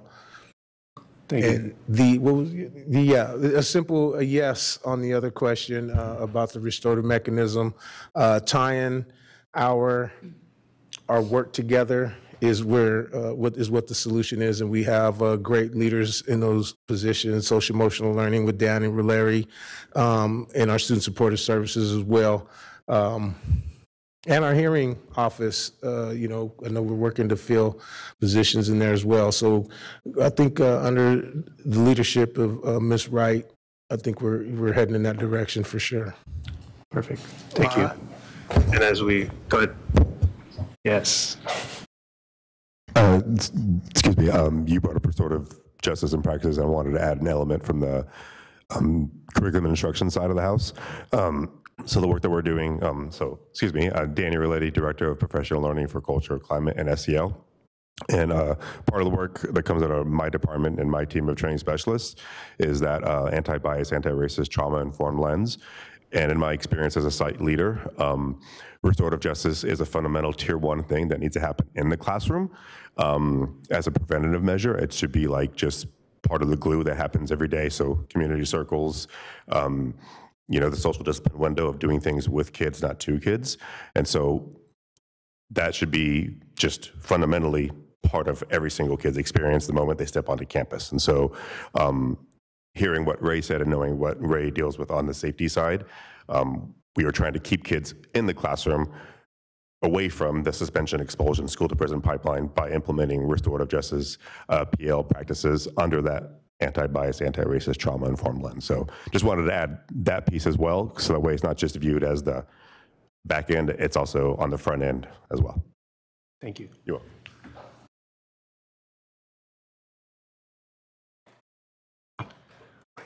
Good evening again. For 23-24 budget, we were projecting 36,506 students for enrollment.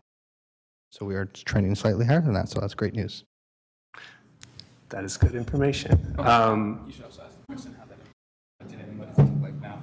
What was the in between? Why don't you ask that question? I thought you could ask it. Okay, my last comment, I'll close out, is I just want to thank Nutrition Services. I did, over the summer, see the impact and shared out as much as I could to get folks over to those services.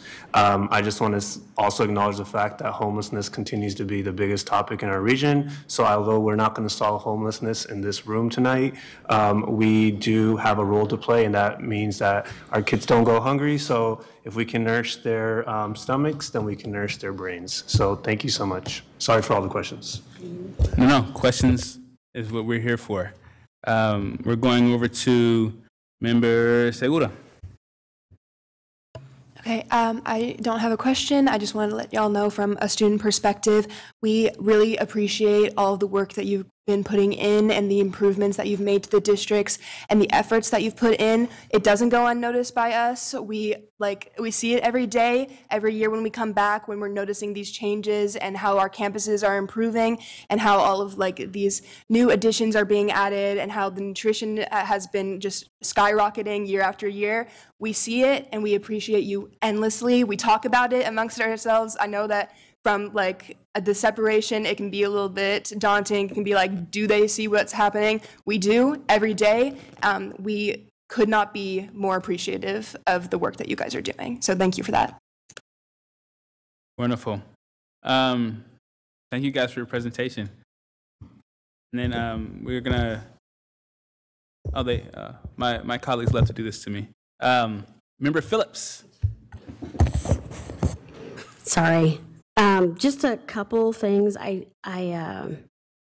Regarding recruitment, I'm really interested in hearing about the classified staff reach out and those groups that we're working with.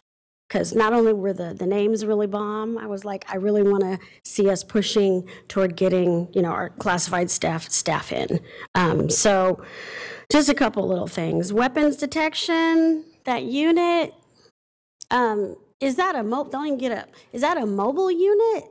Yes, it's portable, so that we can use it according to strategy, proms, threats or anything. Okay. Would you come up because nobody at home can hear you? Sorry, I was thinking of myself. So could you repeat that for the people who are this being Sorry, recorded Ray. for? Working overtime. Thank you, boss. Yes, it's a portable unit. so that we can use it according to a strategy. It's not something we're just going to hang in place and just to be, we don't want, it's going to, according to a plan, there are certain staff that will be responsible for that. And based on when, where, what, if there are any threats, or if it's like a prom off site or something where, it makes sense to use it, then we will incorporate that. Awesome. Thank you. Mm-hmm. That's it? Okay, and my last question, I'm not sure who this is for, but specific to mandated reporter training, I know we have like a 4-hour course online that folks participate in, but I'm curious if the district is, I guess, considering maybe augmenting it or updating the way we respond to making the decision as to whether to report a suspicion of child abuse or neglect.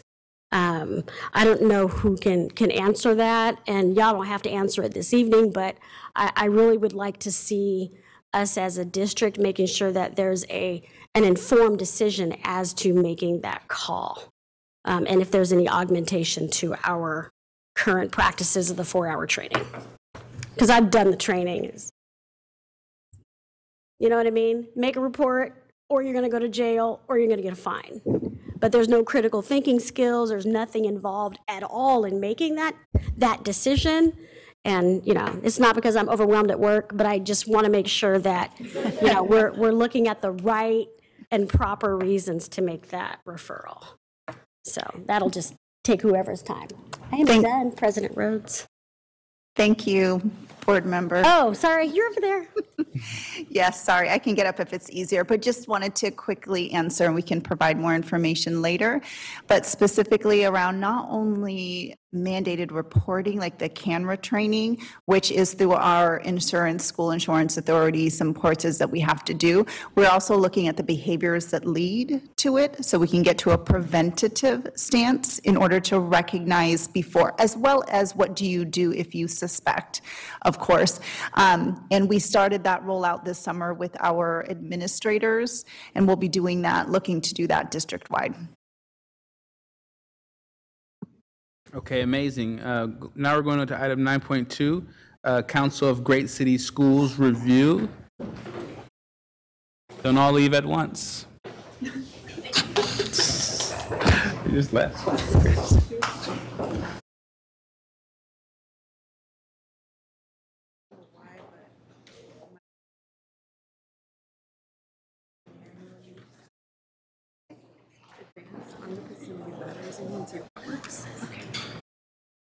Thank you.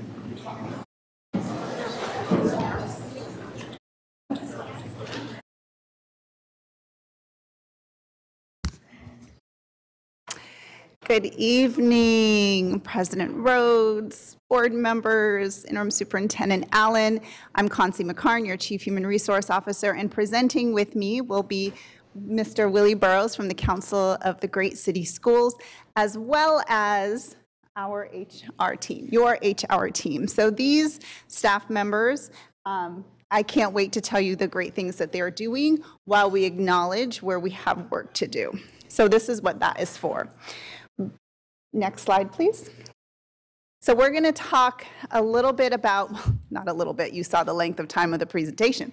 We're going to talk about the goals, objectives, the rationale for the audit, thank you so much, the actual report and what the council and their team went through, recommendations, what's happened since then, and how we move forward on our journey of continuous improvement. So there are acronyms. There are a lot of acronyms, but look, we put them on the slide, and we will try to, as we go through, make sure to say them and point them out. So we generally start in these presentations in sharing and reminding everyone of our core value, and we recognize that as a system, we have room to grow. We have things we have to start doing and stop doing and address as a system. So while any one department has things they might work on, we want to recognize that as part of systemness as we look at that in order to improve our experiences for our students, which ultimately is why we're all here. So in HR, we've worked together and have had a number of conversations and work to create our vision statement, which has been in place and tweaked as we've gone through together. You can see that together we'll make a positive difference in the lives of our students, employees, and community.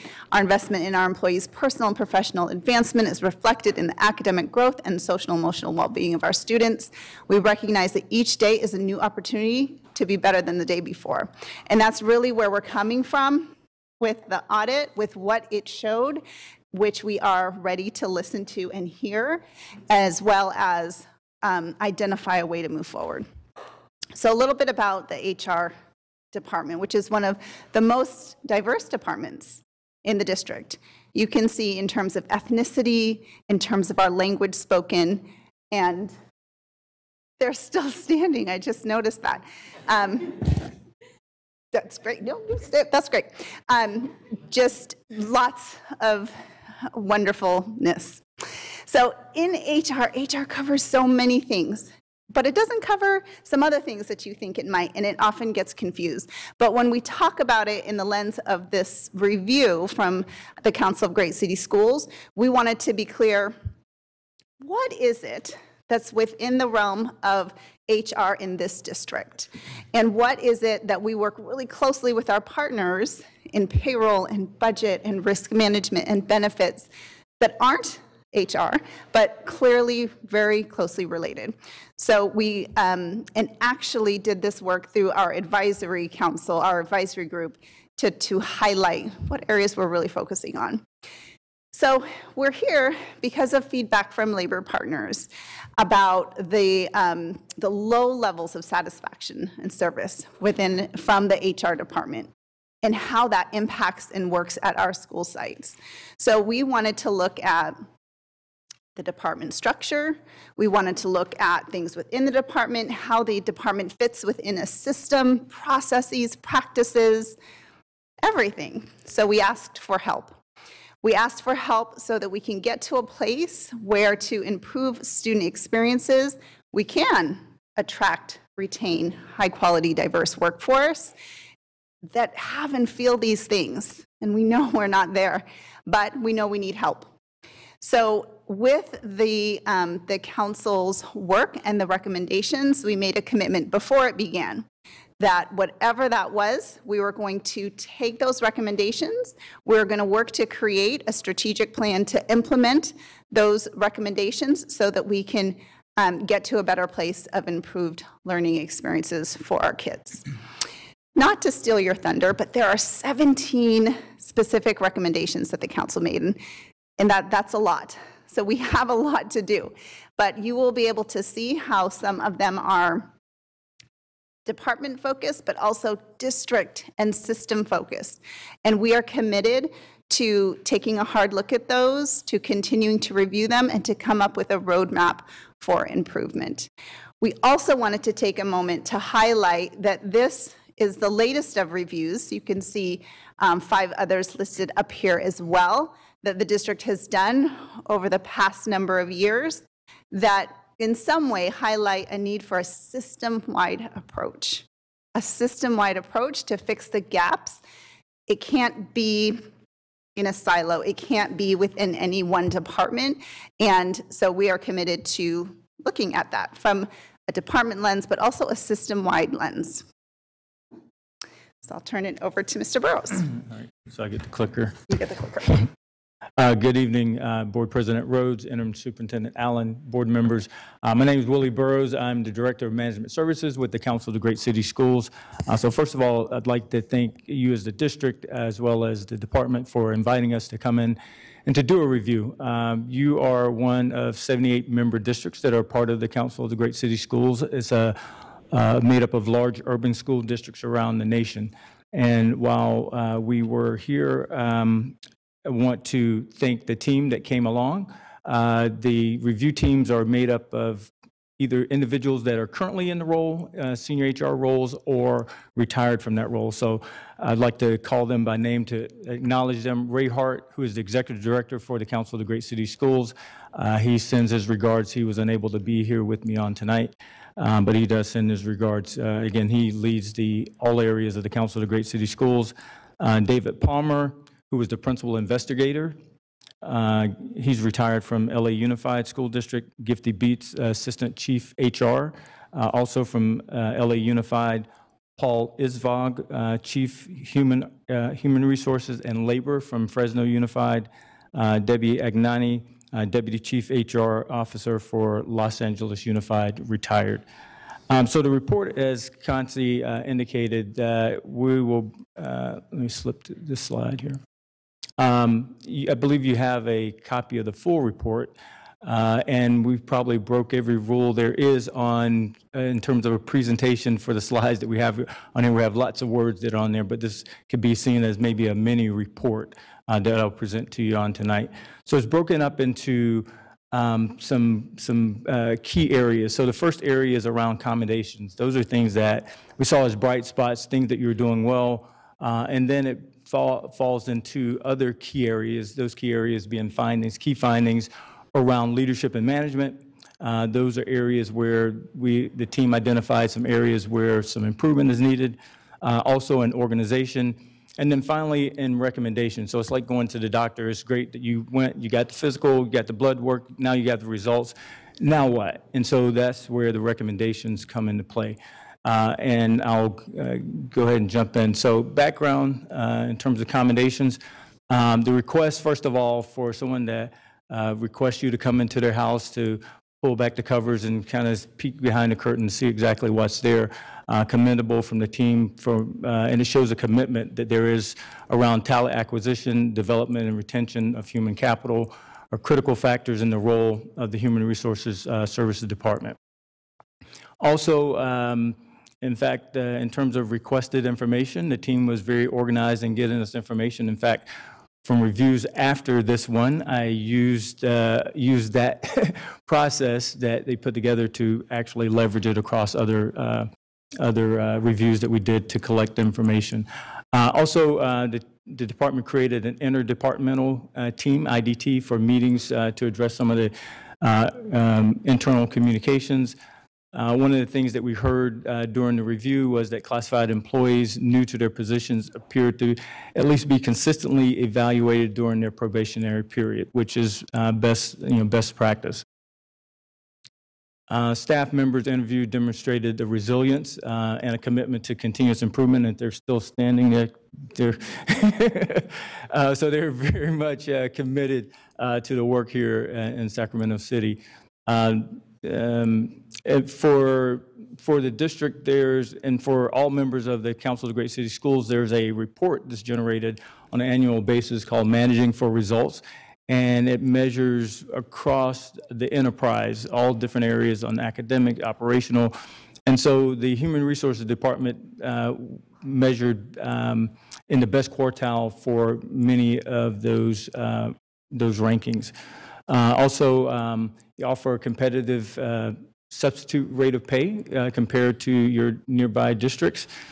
We also saw that the district provides a $1,500 early notification, retirement, or resignation incentive for teachers. And this really allows for you to be able to plan for your upcoming year. Also, position descriptions and salary schedules are easily accessible, both to applicants as well as to current district staff. So now we'll jump into some of the findings. And again, this is just a highlight or a summary of the findings. Again, you have the detailed report that goes into more detail. But in the leadership and management, currently the department functions very much as transactionally. Doesn't have time to really focus on customer service, organizational development, or process improvement, and capacity building. It lacked formal internal training programs, and some of the things we saw was that often there could be an individual that primarily was responsible for a function. If that person was out, then things just kind of didn't move. And so those are some key findings around the leadership and management. There are some additional ones here. Many HR staff have been in the department in their current position for less than a year. Just through some of the turnover, to have a lot of new staff at the time of the review. HR staff didn't consistently provide clear and timely communication to school leaders, including the time it takes to receive a list of candidates. Once a job posting closes out. And so it was reported that it could take weeks for a campus principal or administrator to receive a list of possible candidates. School administrators shared they lacked training on HR policies and practices that impacted the operations, that there was no written guide or handbook to help principals resolve HR-related issues.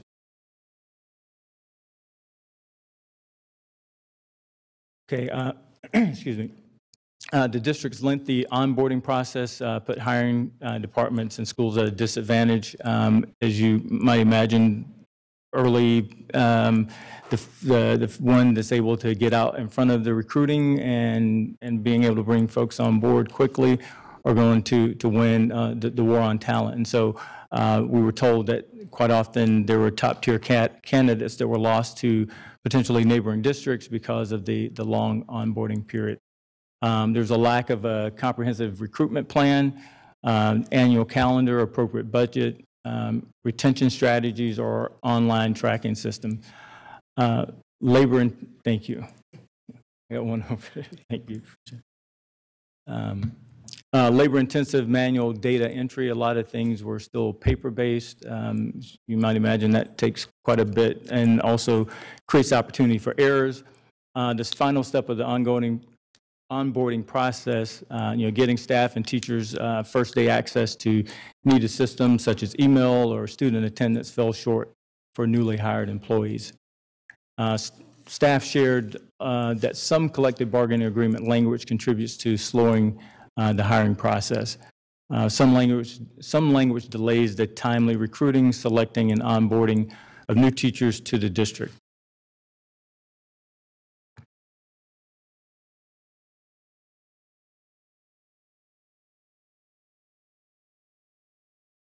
So in terms of the organizational findings, the hierarchical placement of human resources services department within the district organization was undervalued and misaligned to current best practices, that meaning that it wasn't a direct report to the superintendent.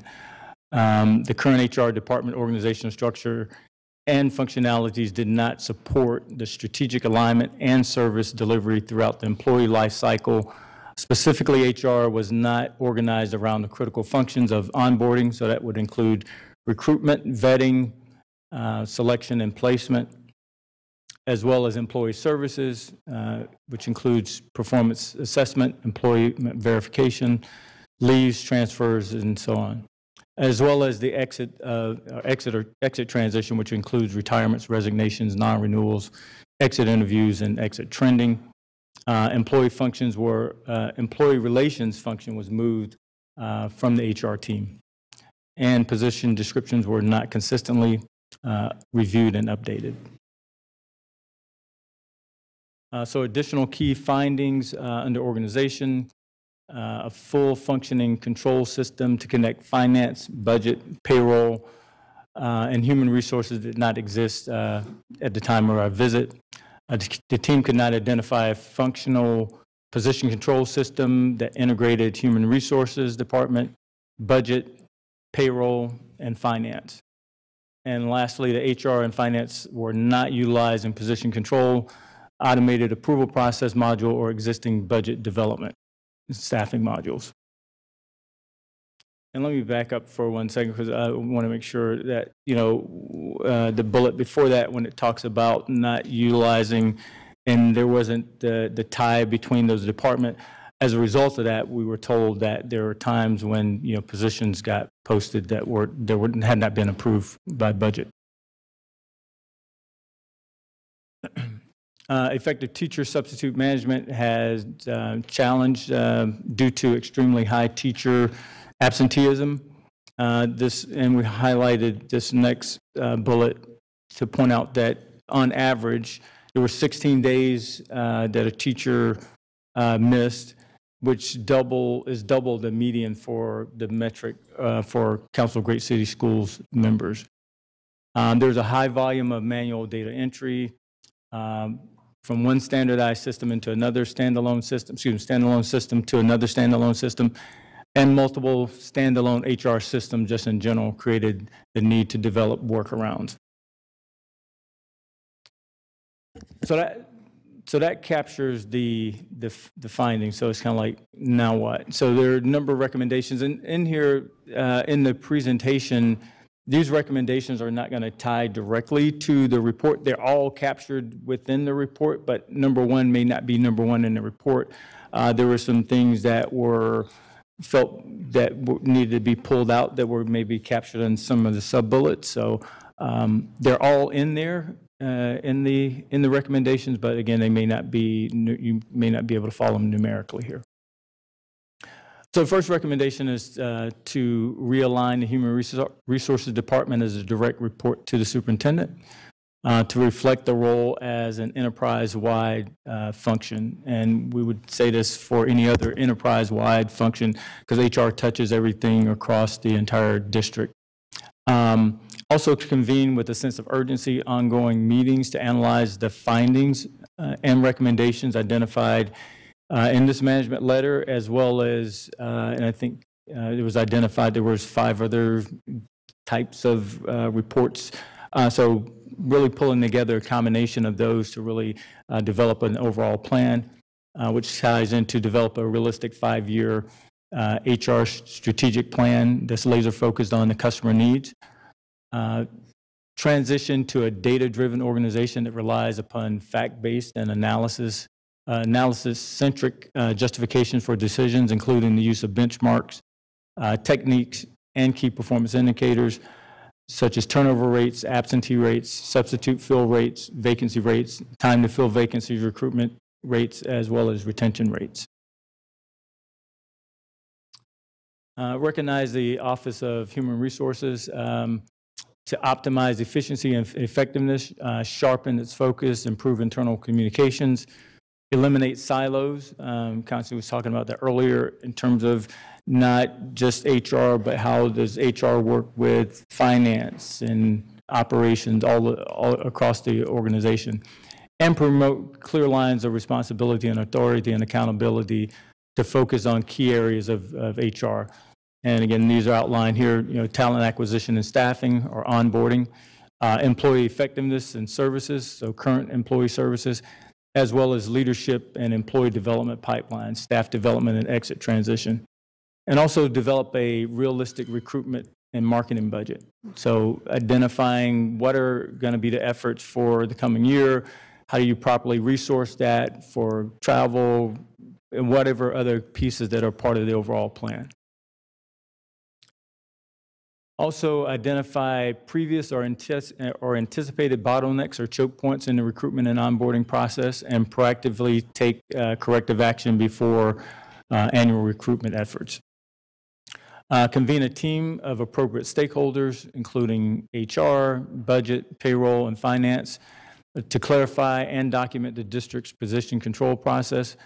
This documentation should include flowcharts and who owns each step of the process, as well as strengthen stakeholder communication activities to enhance HR services by employing meaningful communications and outreach with regular meetings with school principals or a representative group of principals, staff from the Office of the Instructional Assistant Superintendent and others to identify opportunities to improve communications and address challenges described in this document. Monitor turnover rates and establish exit interview protocols for department employees who voluntarily separate from, we need to correct that, from Sacramento City Unified School District, and identify and track the causes for leaving to identify opportunities to make or recommend changes in policy. Research and evaluate the opportunity to fill positions with highly qualified candidates as expeditiously as possible and not lose top-tier candidates to other districts. And then lastly, evaluate the benefit and operational case justification for returning employee relations to the Human Resources Department, and consider having HR as an expert resource during labor negotiations.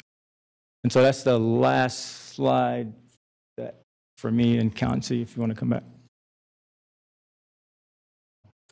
Thank you, and we'll keep going. Thank you for sharing those recommendations, findings and recommendations, and I'll say that as we went through this, obviously that's hard to hear that about such explicitly some of the gaps, but I think we needed to hear it while we knew on some level and had been working on things.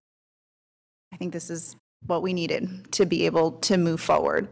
So steps that we have taken since the review that end up aligning with it, and again, now that we have the final review, we will be engaging to create, as recommended, that strategic plan so that we can show how we are making progress on each of those areas.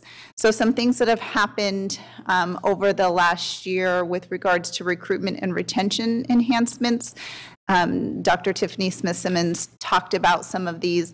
Just the fact that student teachers, previously we have about 100 student teachers in the district on any given year, and less than 15, 20, the most of those were staying in the district.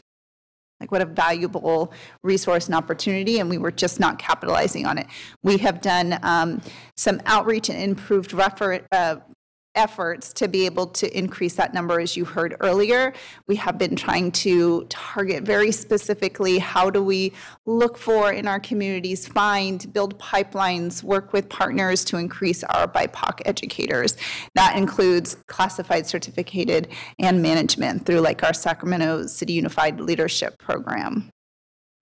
Now, retention is part of that too. And these are, while we're doing trainings and gatherings, trying to create spaces, these things that I'm sharing are things that we did, and now we have the report, and now we are going to do even more and more specifically.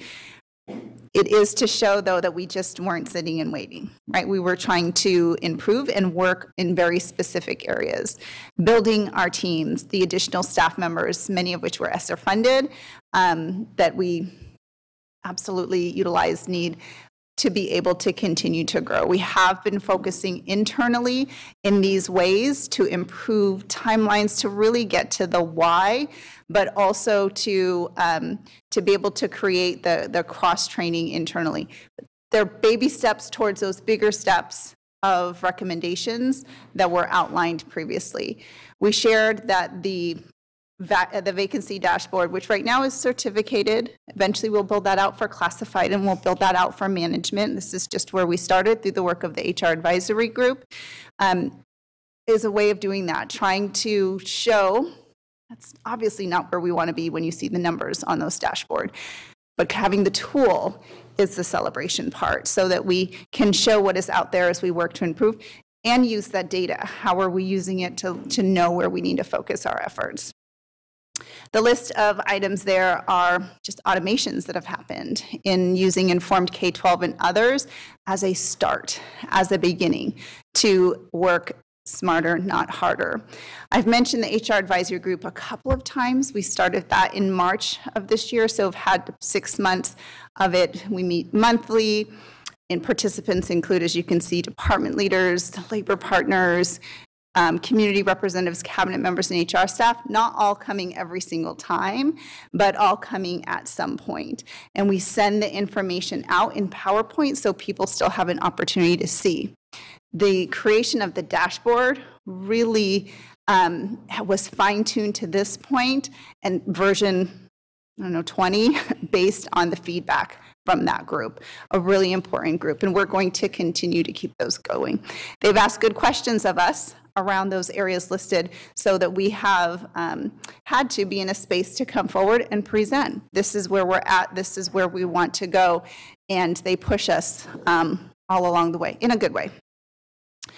In addition to trying to create feedback loops, right, from everything like now in our signatures, there's a little link to provide your feedback on the service that you got or the timely response. And we look at that at a regular basis to say, do we notice any patterns? we're not, servicing this, so we're low in that way. And then we also engaged with R.T. Fisher Educational Enterprises for an initial exploratory conversation, because what we realized is we need help helping ourselves. And so the creation of a strategic 5-year plan, even though we are doing things to move along, we realize it has to connect. And because of the systemness approach and realization of the need to de-silo and connect in that way, we need help. So the R.T. Fisher Education Enterprises, which is the same group that worked with our Black African American Advisory Group, is one that has been really responsive and interested in helping us not look at it in the standard way. We are focusing on diversifying. We are focusing on areas that aren't like we have traditionally thought of. So just to show that work in that area.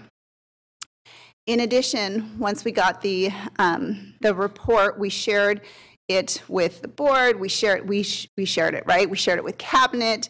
With cabinet, the HR department, IDT, that interdepartmental team, and the HR advisory group, we also created feedback. We said, hey, here's what it says. And because we're looking at it as system-wise approach, what do you think? How does this connect? Where could we go? To just, again, gather feedback. All of that we hope to use as we create our more strategic plan with the help of others.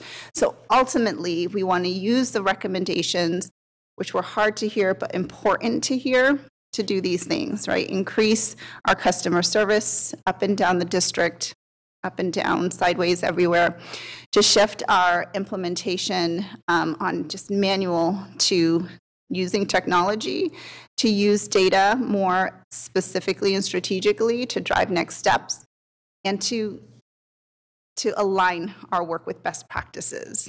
And right now, we have absolutely hardworking staff, and we want to, show that we want to continue in this way. And to that end, we are committed to coming back to you to say, hey, here's the progress we've made on the report, given the 17 recommendations. And it's really more than 17, right? Some of them have like A, B, C, D, E. Where are we in all of that? Engaging our HR advisory group and anyone else who wants to participate so that we can build something sustainable, a process, a system that is across departments. So that is the end, and we're ready for questions, but I do just want to, they stood the whole time, I do just want to acknowledge the team that is here, that didn't have to be, that we went through our own journey of it's hard to hear, it's important to hear. How are we processing that? What does that mean for us in our work? How does that connect? And what do we do? And so the individuals that you see and the faces that you see here went through that as a team, which I think in the end will only make it easier for us to create something that's sustainable, that's integrated, and that is really truly going to make a difference. So I would just call out just everybody. I know that's not the staffing team, if you're part of the staffing team. So analysts, PT1s, right? Like these are the ones who are doing those referrals. Those are the ones who are offering jobs. Yeah, okay, that strategy is not going to work. I just thought we had 10 minutes. So, okay, that's fine. Everybody here does an important part. And the reason that they're here is to show, like, this isn't great stuff. Like, we're not proud of all of our findings, but we see them. We have looked at them, we have dissected them, and we're ready to engage around them. Thank you so much. Before we get to my colleagues' questions, do we have any public comment on the topic? We do not. Okay. We're going first, Member Jean, actually. First off, you've been standing for 30 minutes, so props to that. Second, I'm really excited because one of the loudest things that seems to come through in conversations I have in the community and emails that I get comes through all of this, right? The miscommunications, misunderstandings, delays, all of these things. And being a teacher in the educational system and knowing that I am doing my best and the system sometimes is getting in the way of me feeling like I am successful and doing what I'm intending to do is one of the most frustrating parts of the gig. And I could only imagine that as I'm new on the board and figuring out, okay, I'm hearing these things, but I know we've got amazing, hardworking people who are showing up every day despite everything else, that you're probably as frustrated with that system as everyone else that's talking to me. So I want to say thank you for being here and thank you for standing and thank you for the courage to look in, like, all the blemishes. This is what we're doing well, and we all already know what we need to improve, but now we've got a roadmap and clarity and we can call it out. And I'm hoping that you feel incredibly validated by the report because it's already showing all the things you want to do and you're working so hard to do that we're just somehow not getting there yet. And now I'm excited because we can get there together. And I can't wait to partner with all of you and here on the dais to make sure that we are serving our community, both in the educators that are part of our system and the families that that benefit but are invested in the communities and the systems for our students. So I don't have any questions. I'm just really excited to get to work with all of you. Well said, Member Jean. We're going to go to Member Singh. Thank you. I'm going to make it quick too. I just want to say thank you for the presentation. That was a lot. Thank you for standing. If I stop talking, you don't have to stand as long too. So I just want to say that I appreciate that you've already started to implement the findings and working on those findings and try to create those changes. And we do kind of have to just trust the fact that there is a process here. There's findings, there is a process for you to work with your team. And I just want to mention that I've seen, there's folks that I just met for the first time a few weeks ago at Theodore Judah, for example. I've seen staff putting in the work. And I think engaging with community and families directly is leading to folks feeling like, okay, you're listening, you're hearing us, and hopefully that also showcases in the HR space where people who are looking for positions and jobs can look at our district now and be like, these are folks that we can talk to, we can engage with, and it's shining a positive light on our district. And hopefully that's another retention tool and recruitment tool that when you see positive engagement and just positive news about the district, that's also a helping point. It's not easy to get past that. So I recognize that. I just want to thank you guys for your work. Thank you, Member Singh. Member Villa. I'm going to probably say a few other things that they've also said. Like you said, it's hard to hear when you have a deficit or negatives in your department, in your team, when you guys know that you show up every day and you work so hard and you have hurdles. We've heard the hurdles. We know that there have been so many struggles, but you're still here. You're still committed to the district. You're still committed to our staff, our students, and that means a lot to this board. We need you. You guys are the hub. HR is the hub. We need you to stay, data-driven. That just kept standing out to me. We've talked about that on this board so many times. Without having the data, how do we actually make change? Well, now we have it. We have the roadmap in place. You guys know that you're a part of this big change that's going to be the necessary steps that are going to change our district. So I hope you have some sense of pride that you are on this grassroots effort of really making our district stronger and better. So I appreciate you, and I look forward to hearing more reports. Thank you, Member Villa. Member Pritchett. Thank you. First, I wanted to, before I get to staff, I first want to thank the Council of Great City Schools once again coming in and evaluating our district. I know you've done great things with our special ed, evaluating our special ed department, and now with our HR, and it's greatly appreciated. And to our staff, we know how hard you all work. We come in on the weekends. We see you. We want you to know that. I know how hard it is to hear these type of things. We have jobs.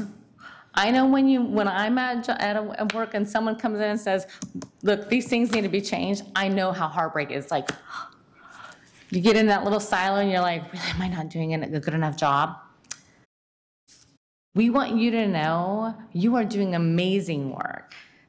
But as Member Villa put it, like, this is just creating a roadmap to be able to do a greater job, right? And for you all to create that roadmap together, right? And so I just want you to know that we appreciate the work that you're doing. So that was pretty much all I just wanted to say. We know how hard you work, okay?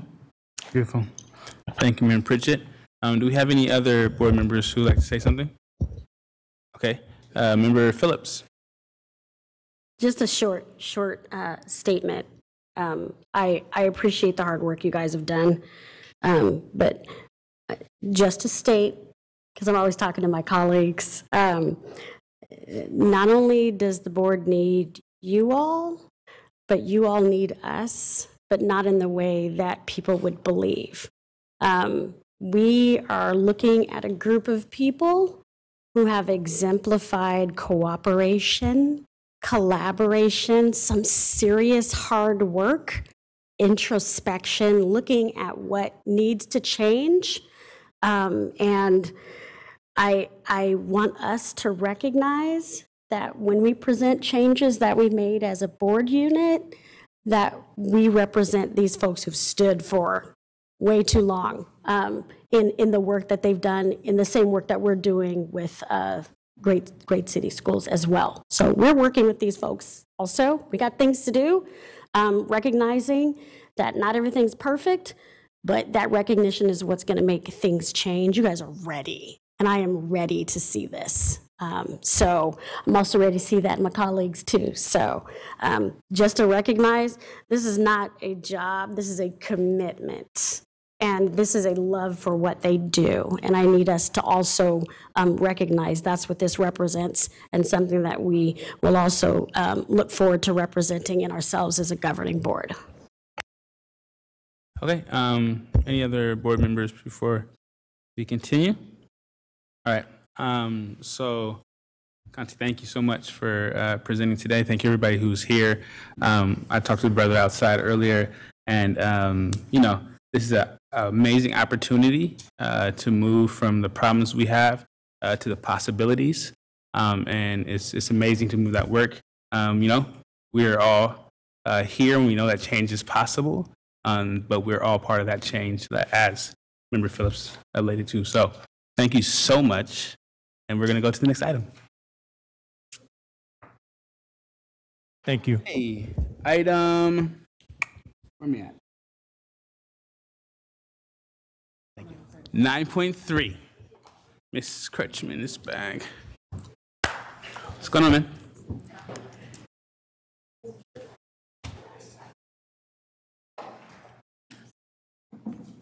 How are you doing, boss? Good evening, Superintendent Allen, President Rhodes, and esteemed board members. I'm O'Neill Sanchez on behalf of the Attendance and Engagement Department, along with my colleagues Carla Cortez and Monica Lopez Larios. We're here for the resolution number 3341, which is the Attendance Awareness Month for September of 2023. I believe you have one slide. Yep. So just real quick, since the inception of our department 5 years ago, our goal has always been to reduce chronic absence by improving student engagement to essentially increase academic achievement. And therefore, with us only being a week into the start of school, right now is the perfect time for us to hit it hard with promoting, you know, attendance. And with September being National Attendance Awareness Month, then what better way to making it also a resolution within our district. So right here, you can see real quick, for the first 4 days of school since we started, our attendance rate has been almost to our goal, which is of strive for 95% attendance rate. You can also see the top 4 schools, such as our high school, elementary, K through 8, and middle school, with the highest attendance rate so far.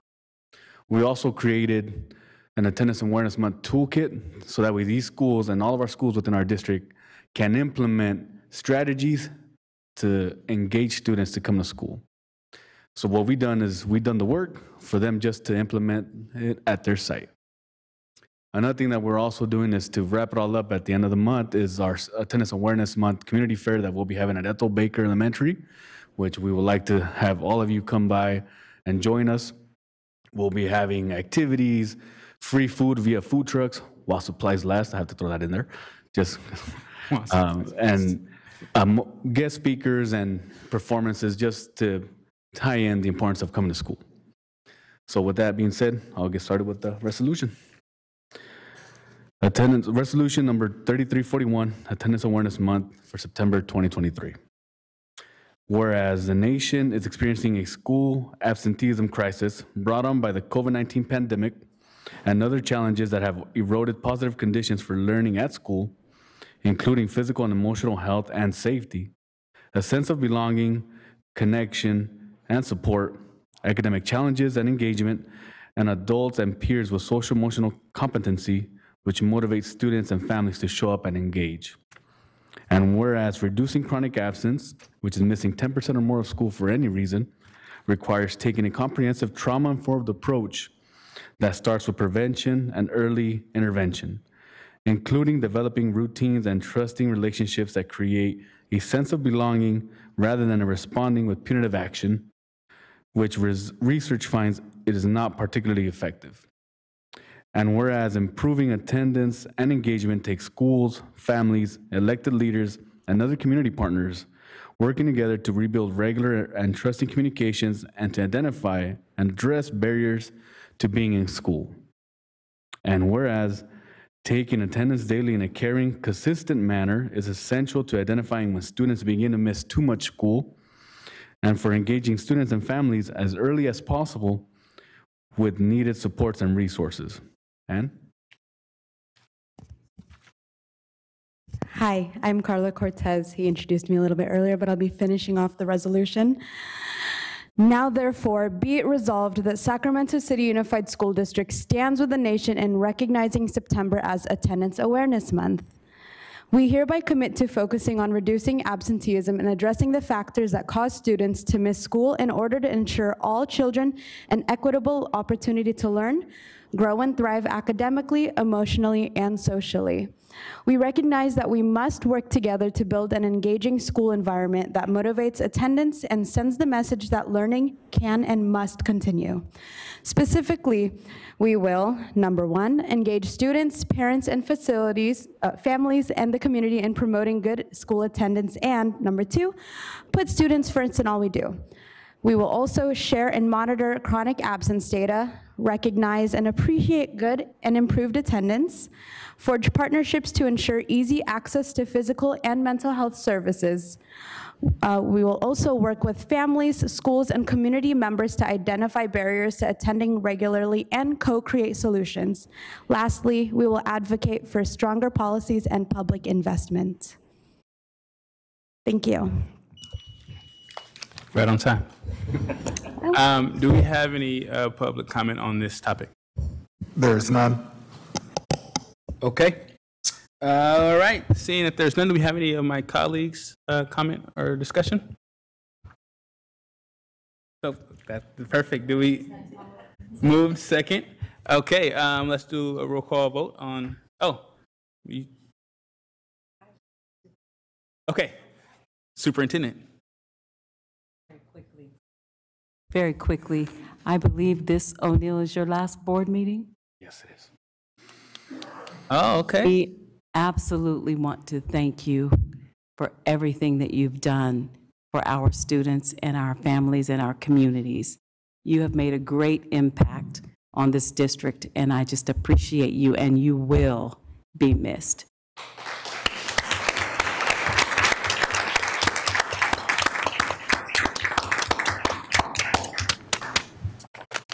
Ready? Yeah, that was beautiful. Member Jean? Oh, it's student preferential. Oh, sorry. Aye. Member Jean? Aye. I'm voting yes. They missed yes. Oh, she's in parliamentary mode. She wants to do the motion. So there was already a motion. There was already a motion, and there's already a second, and then there's student preferential as well. To restart. Okay. Aye. Yeah. Okay. There you go. Member Phillips? Aye. Member Pritchett? Aye. Member Rhodes? Aye. Member Singh? Aye. Member Villa? Aye. Okay, motion passes with all members. Thank you so much for everything that you've done for our district. I appreciate it. Beautiful. Okay, now we're moving into item 10.1. First, we're going to have a public hearing, and then we'll move into action.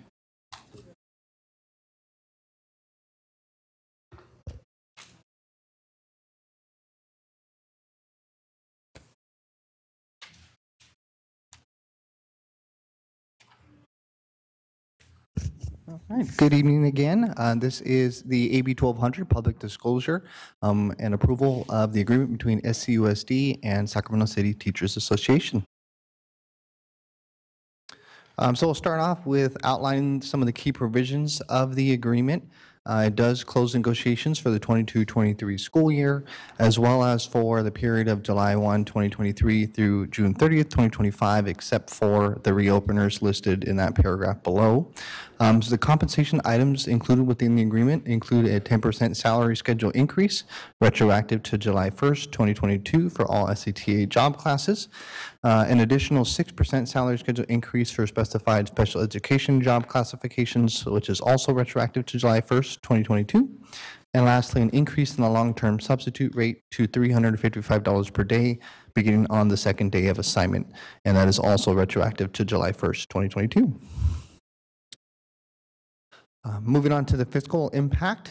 This shows the fiscal impact by each of the fiscal years. Just one note on this. On the next slide, I'll have a snapshot of the multi-year projections, but what it'll reflect is that the cost for 2022-23 is also included with the cost in the 23-24 year, because we are in the process of closing the books for 2022-23, so those won't be recognized in those years, but we did want to share that cost in purposes of this presentation.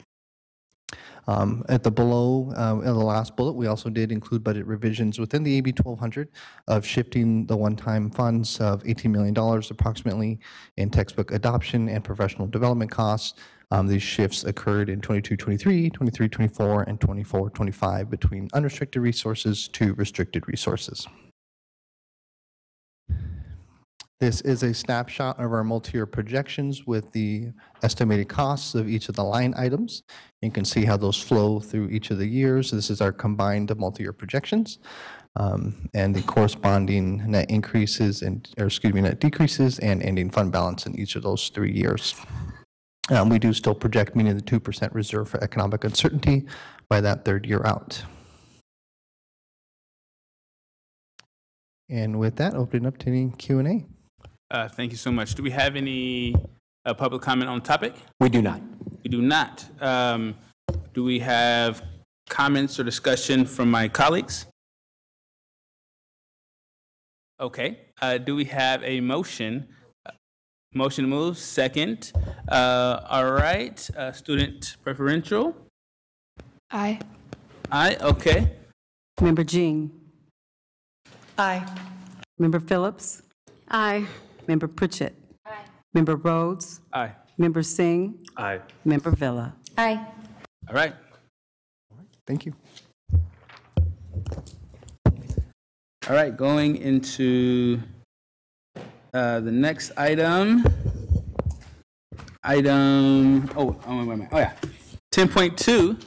Wait a second. Regine, did you put it in afterwards? After the board comments and things like that? That was accident? Okay. No. I didn't get it in vote by. Oh, okay. If you'll. We will allow you to say one thing. Go ahead. Sorry about that. We were sidebarring and I got distracted and the vote happened so fast. I just really want to put it on record, the substantial shift that we're feeling in the district kind of from all ends. And I just want to, it's amazing. I think we were chatting today that when you look at the work that was done in August to come to this agreement on all parts with our labor partners and those stepping up to make those meetings happen, with our staff, our district office, the board conversations. It's really exciting.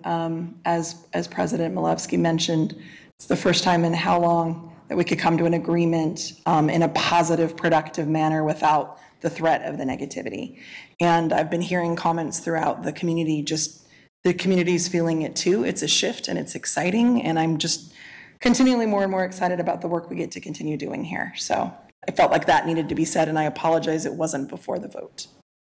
No, we made room for that. This is a momentous occasion and a paradigm shift for our entire city.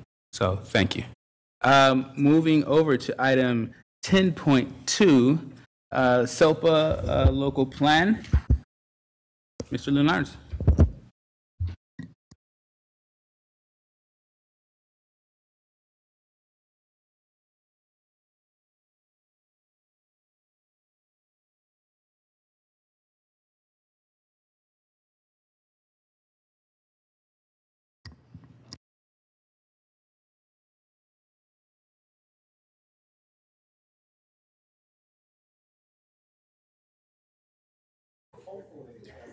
It's on.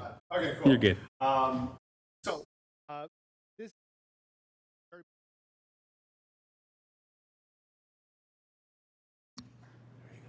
Oh, okay. Oh, there you go. All right, with the SELPA local plan. So a bit of background. So what I will do is kind of get us going here. So this presentation has a few acronyms here, SELPA, which is the Special Education Local Plan Area, CDE, obviously, LEA, which is us as a district, a local educational agency, and then CalPADS, which is our state submission data system that kind of provides information to the state for our students. So there's a bit of background. All SELPAs are required to provide a local plan to CDE, but beginning in July of 2020, CDE provided templates for every SELPA to utilize in their submission. Prior to that, SELPAs could provide their local plans in a variety of different formats. So additionally, SELPA must review its local plan very much sort of like in alignment in the time frame of an LCAP. So every 3 years, you have to go through the process of updating your local plan, specifically in one specific section, which is known as Section B, which is your governance section.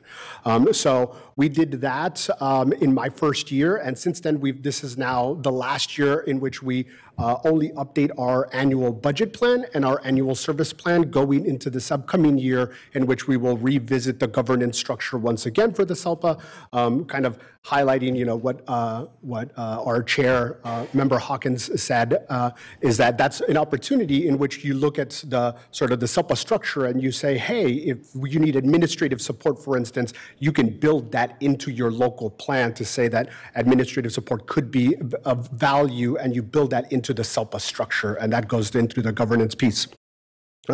So as I mentioned, for the 23-24 school year, we'll be working with the CAC on updating Section B, that governance structure piece. It's very much a heavy lift that kind of outlines and describes what does the SELPA do, what does the special education department do, how do we support school sites, what are the support systems that exist, specifically when should you be calling a program specialist, what do administrators do, what are sort of the steps outlined within the special education process.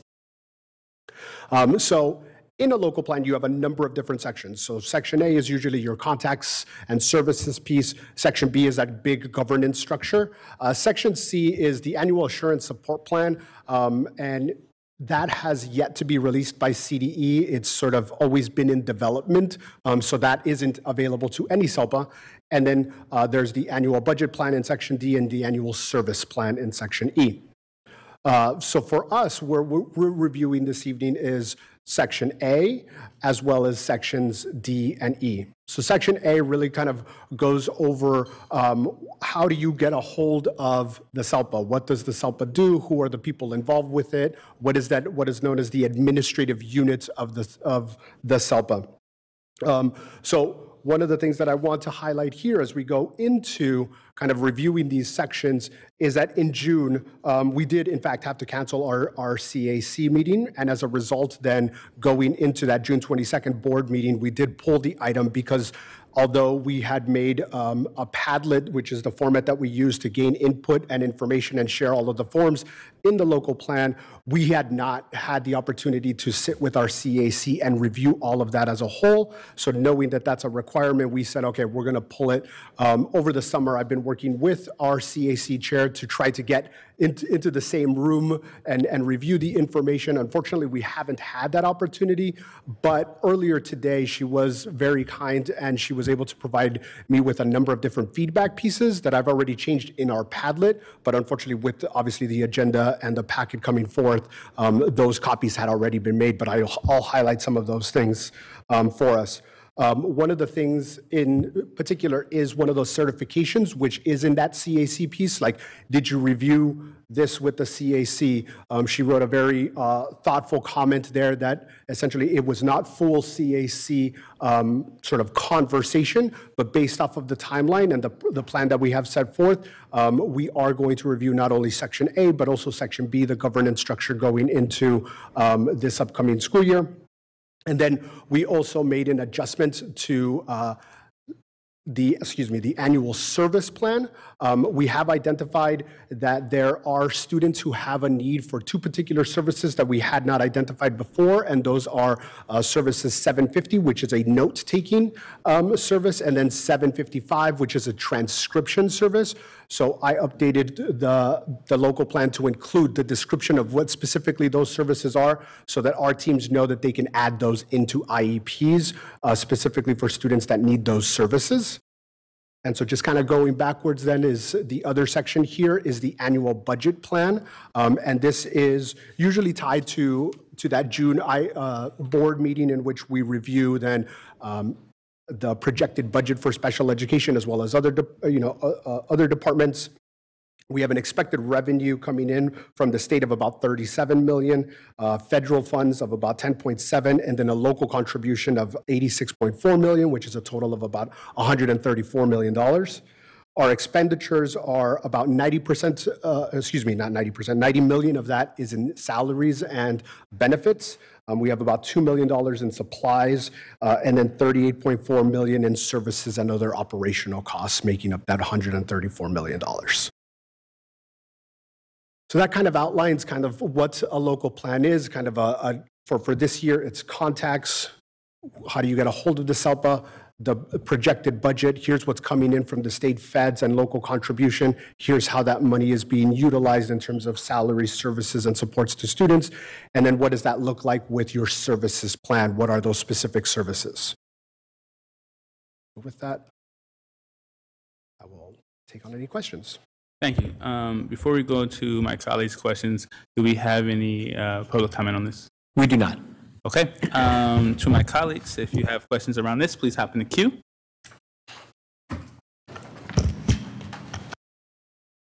Member Villa.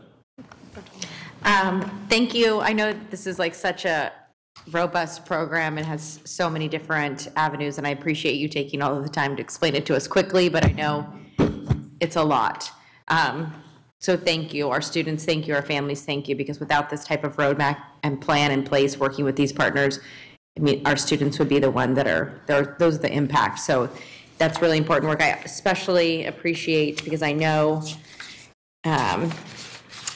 Section E is such a crucial part of this for what I see personally is, just making sure that we're hitting this on all sides and it's not just one plan per student. If they need more services, that we're able to provide that. So I like seeing that on there and I appreciate all the work you do. Sometimes I read this information like, oh my gosh, it's so in depth. There's so many pieces that go a part of this, but you handle it really well with the team. I know how hard you guys all work, so thank you for understanding and to be able to explain it to us, re-understand it. Thank you. Okay, seeing we have no other of my colleagues in the queue, we will move to act. Thank you. Second. Okay. All in favor? Aye. Aye. We're moving to action. We're going to move into action. And so as we move into action, we're going to first go with our student board member preferential vote. Aye. Superintendent? Member Villa. Aye. Member Singh. Aye. Member Rhodes. Aye. Member Pritchett? She's not here. Oh, sorry. Member Phil is gone. And Member Jean? Aye. All right. Thank you. Motion passes with all members who were there in the presence. All right. Now we're going to go to 11.0. And we're going to go into communications, interim superintendent report. Thank you, President Rhodes. Tonight, I would like to welcome everyone back for the 23-24 school year, which is now underway. Last week, I had the privilege and the pleasure of greeting students and staff as they walked on campus for the first day of school. I visited John Sloat, Ethel Phillips, Edward Kimball, Nicholas. I dropped by Bidwell as well as Success Academy. Our Nicholas students who are currently using the space at the old CB Wire campus, I also visited there while their school is being rebuilt. As you have heard earlier this evening, so much preparation and work went into the starting of the school year off to the right track. Seeing the smiles of our students as they met their teachers and rekindled friendships made this work all the worthwhile. A special thank you to Crispin for joining me on those schools visits. Although our school year is just starting, we are excited to get our students thinking beyond their time in our schools. UCAN will host the annual Historical Black College Fair the morning of Wednesday, September 13th at Luther Burbank High School from 9 to noon. Historically Black colleges and universities can offer students a different college environment that may allow them to feel seen in ways that other schools cannot. High school students interested in participating should reach out to their school counselor's office. And we also have another event scheduled for all of our students at any grade level and their families. You can join us at Hiram Johnson High School on Saturday, September 23rd from 9 to noon for our district-wide college and career fair. Finally, this is the beginning of the year for all but one of us. This is the end of the road for a dear colleague who maybe, just maybe, will actually retire this time. Bob Lyons, this is your final board meeting as our Chief Information Officer, and we are so incredibly grateful for your years of service. We've had to rely on our technology team like never before through the pandemic, and I am so grateful that we had you to guide us during that uncertain time. You have also done a wonderful job of securing our system against cybersecurity threats. We all hope that you enjoy this long, well-deserved retirement so that you can finally travel the world and enjoy the time that you've earned thanks to your dedicated service to our district. We are truly going to miss you here at Sac City Unified. Thank you.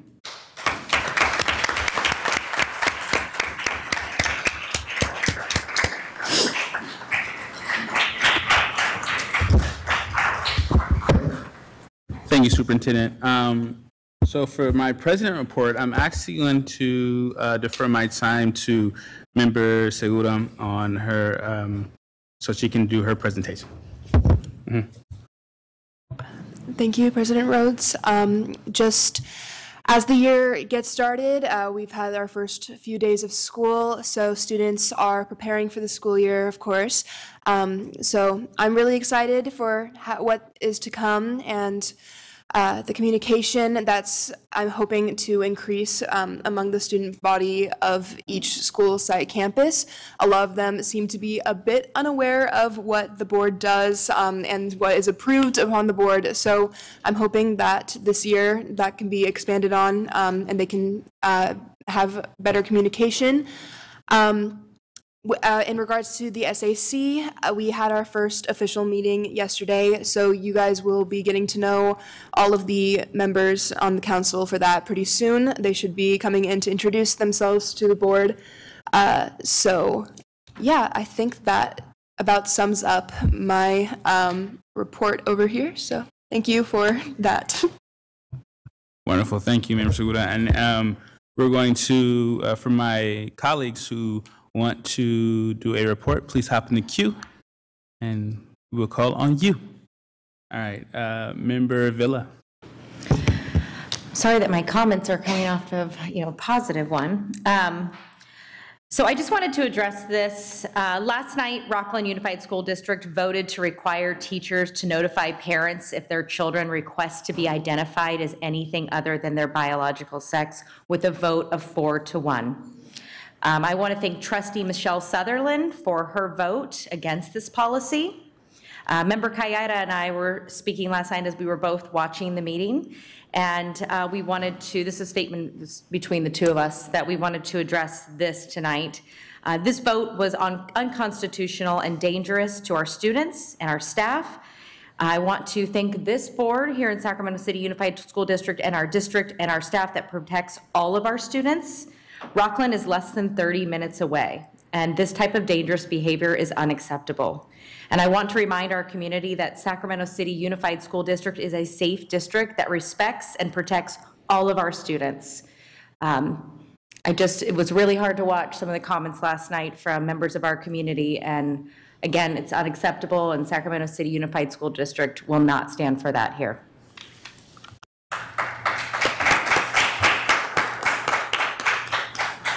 Thank you so much, Member Villa. Do we have anyone else who would like to hop in the queue and give a report? I'm thinking about it. Go ahead. Go ahead. There you go. Okay, floor is yours. I just want to congratulate the folks over at PS7 on Strawberry Lane for the groundbreaking of the renovations and the rebuilding of that particular school.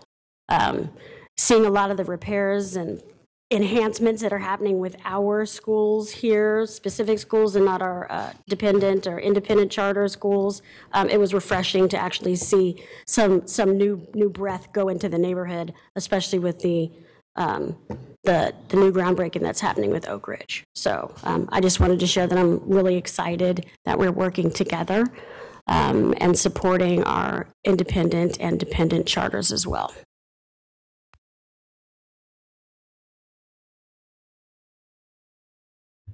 Okay, got it. All right, seeing there's no others, we'll go to item 12.0, consent agenda. We will see, do we have a motion to approve on the consent agenda? Our motion. Do we have a second? Second. Can we get student preferential? Aye. And superintendent? Member Jean? Aye. Member Phillips? Aye. Member Rhodes? Aye. Member Singh? Aye. Member Villa? Aye. Okay, and then going off into future board meeting dates and locations, September 21st and October 3rd. Do we have a motion to adjourn? First, second, and third. Okay, all in favor? Okay, meeting adjourned. You guys have a great rest of your night.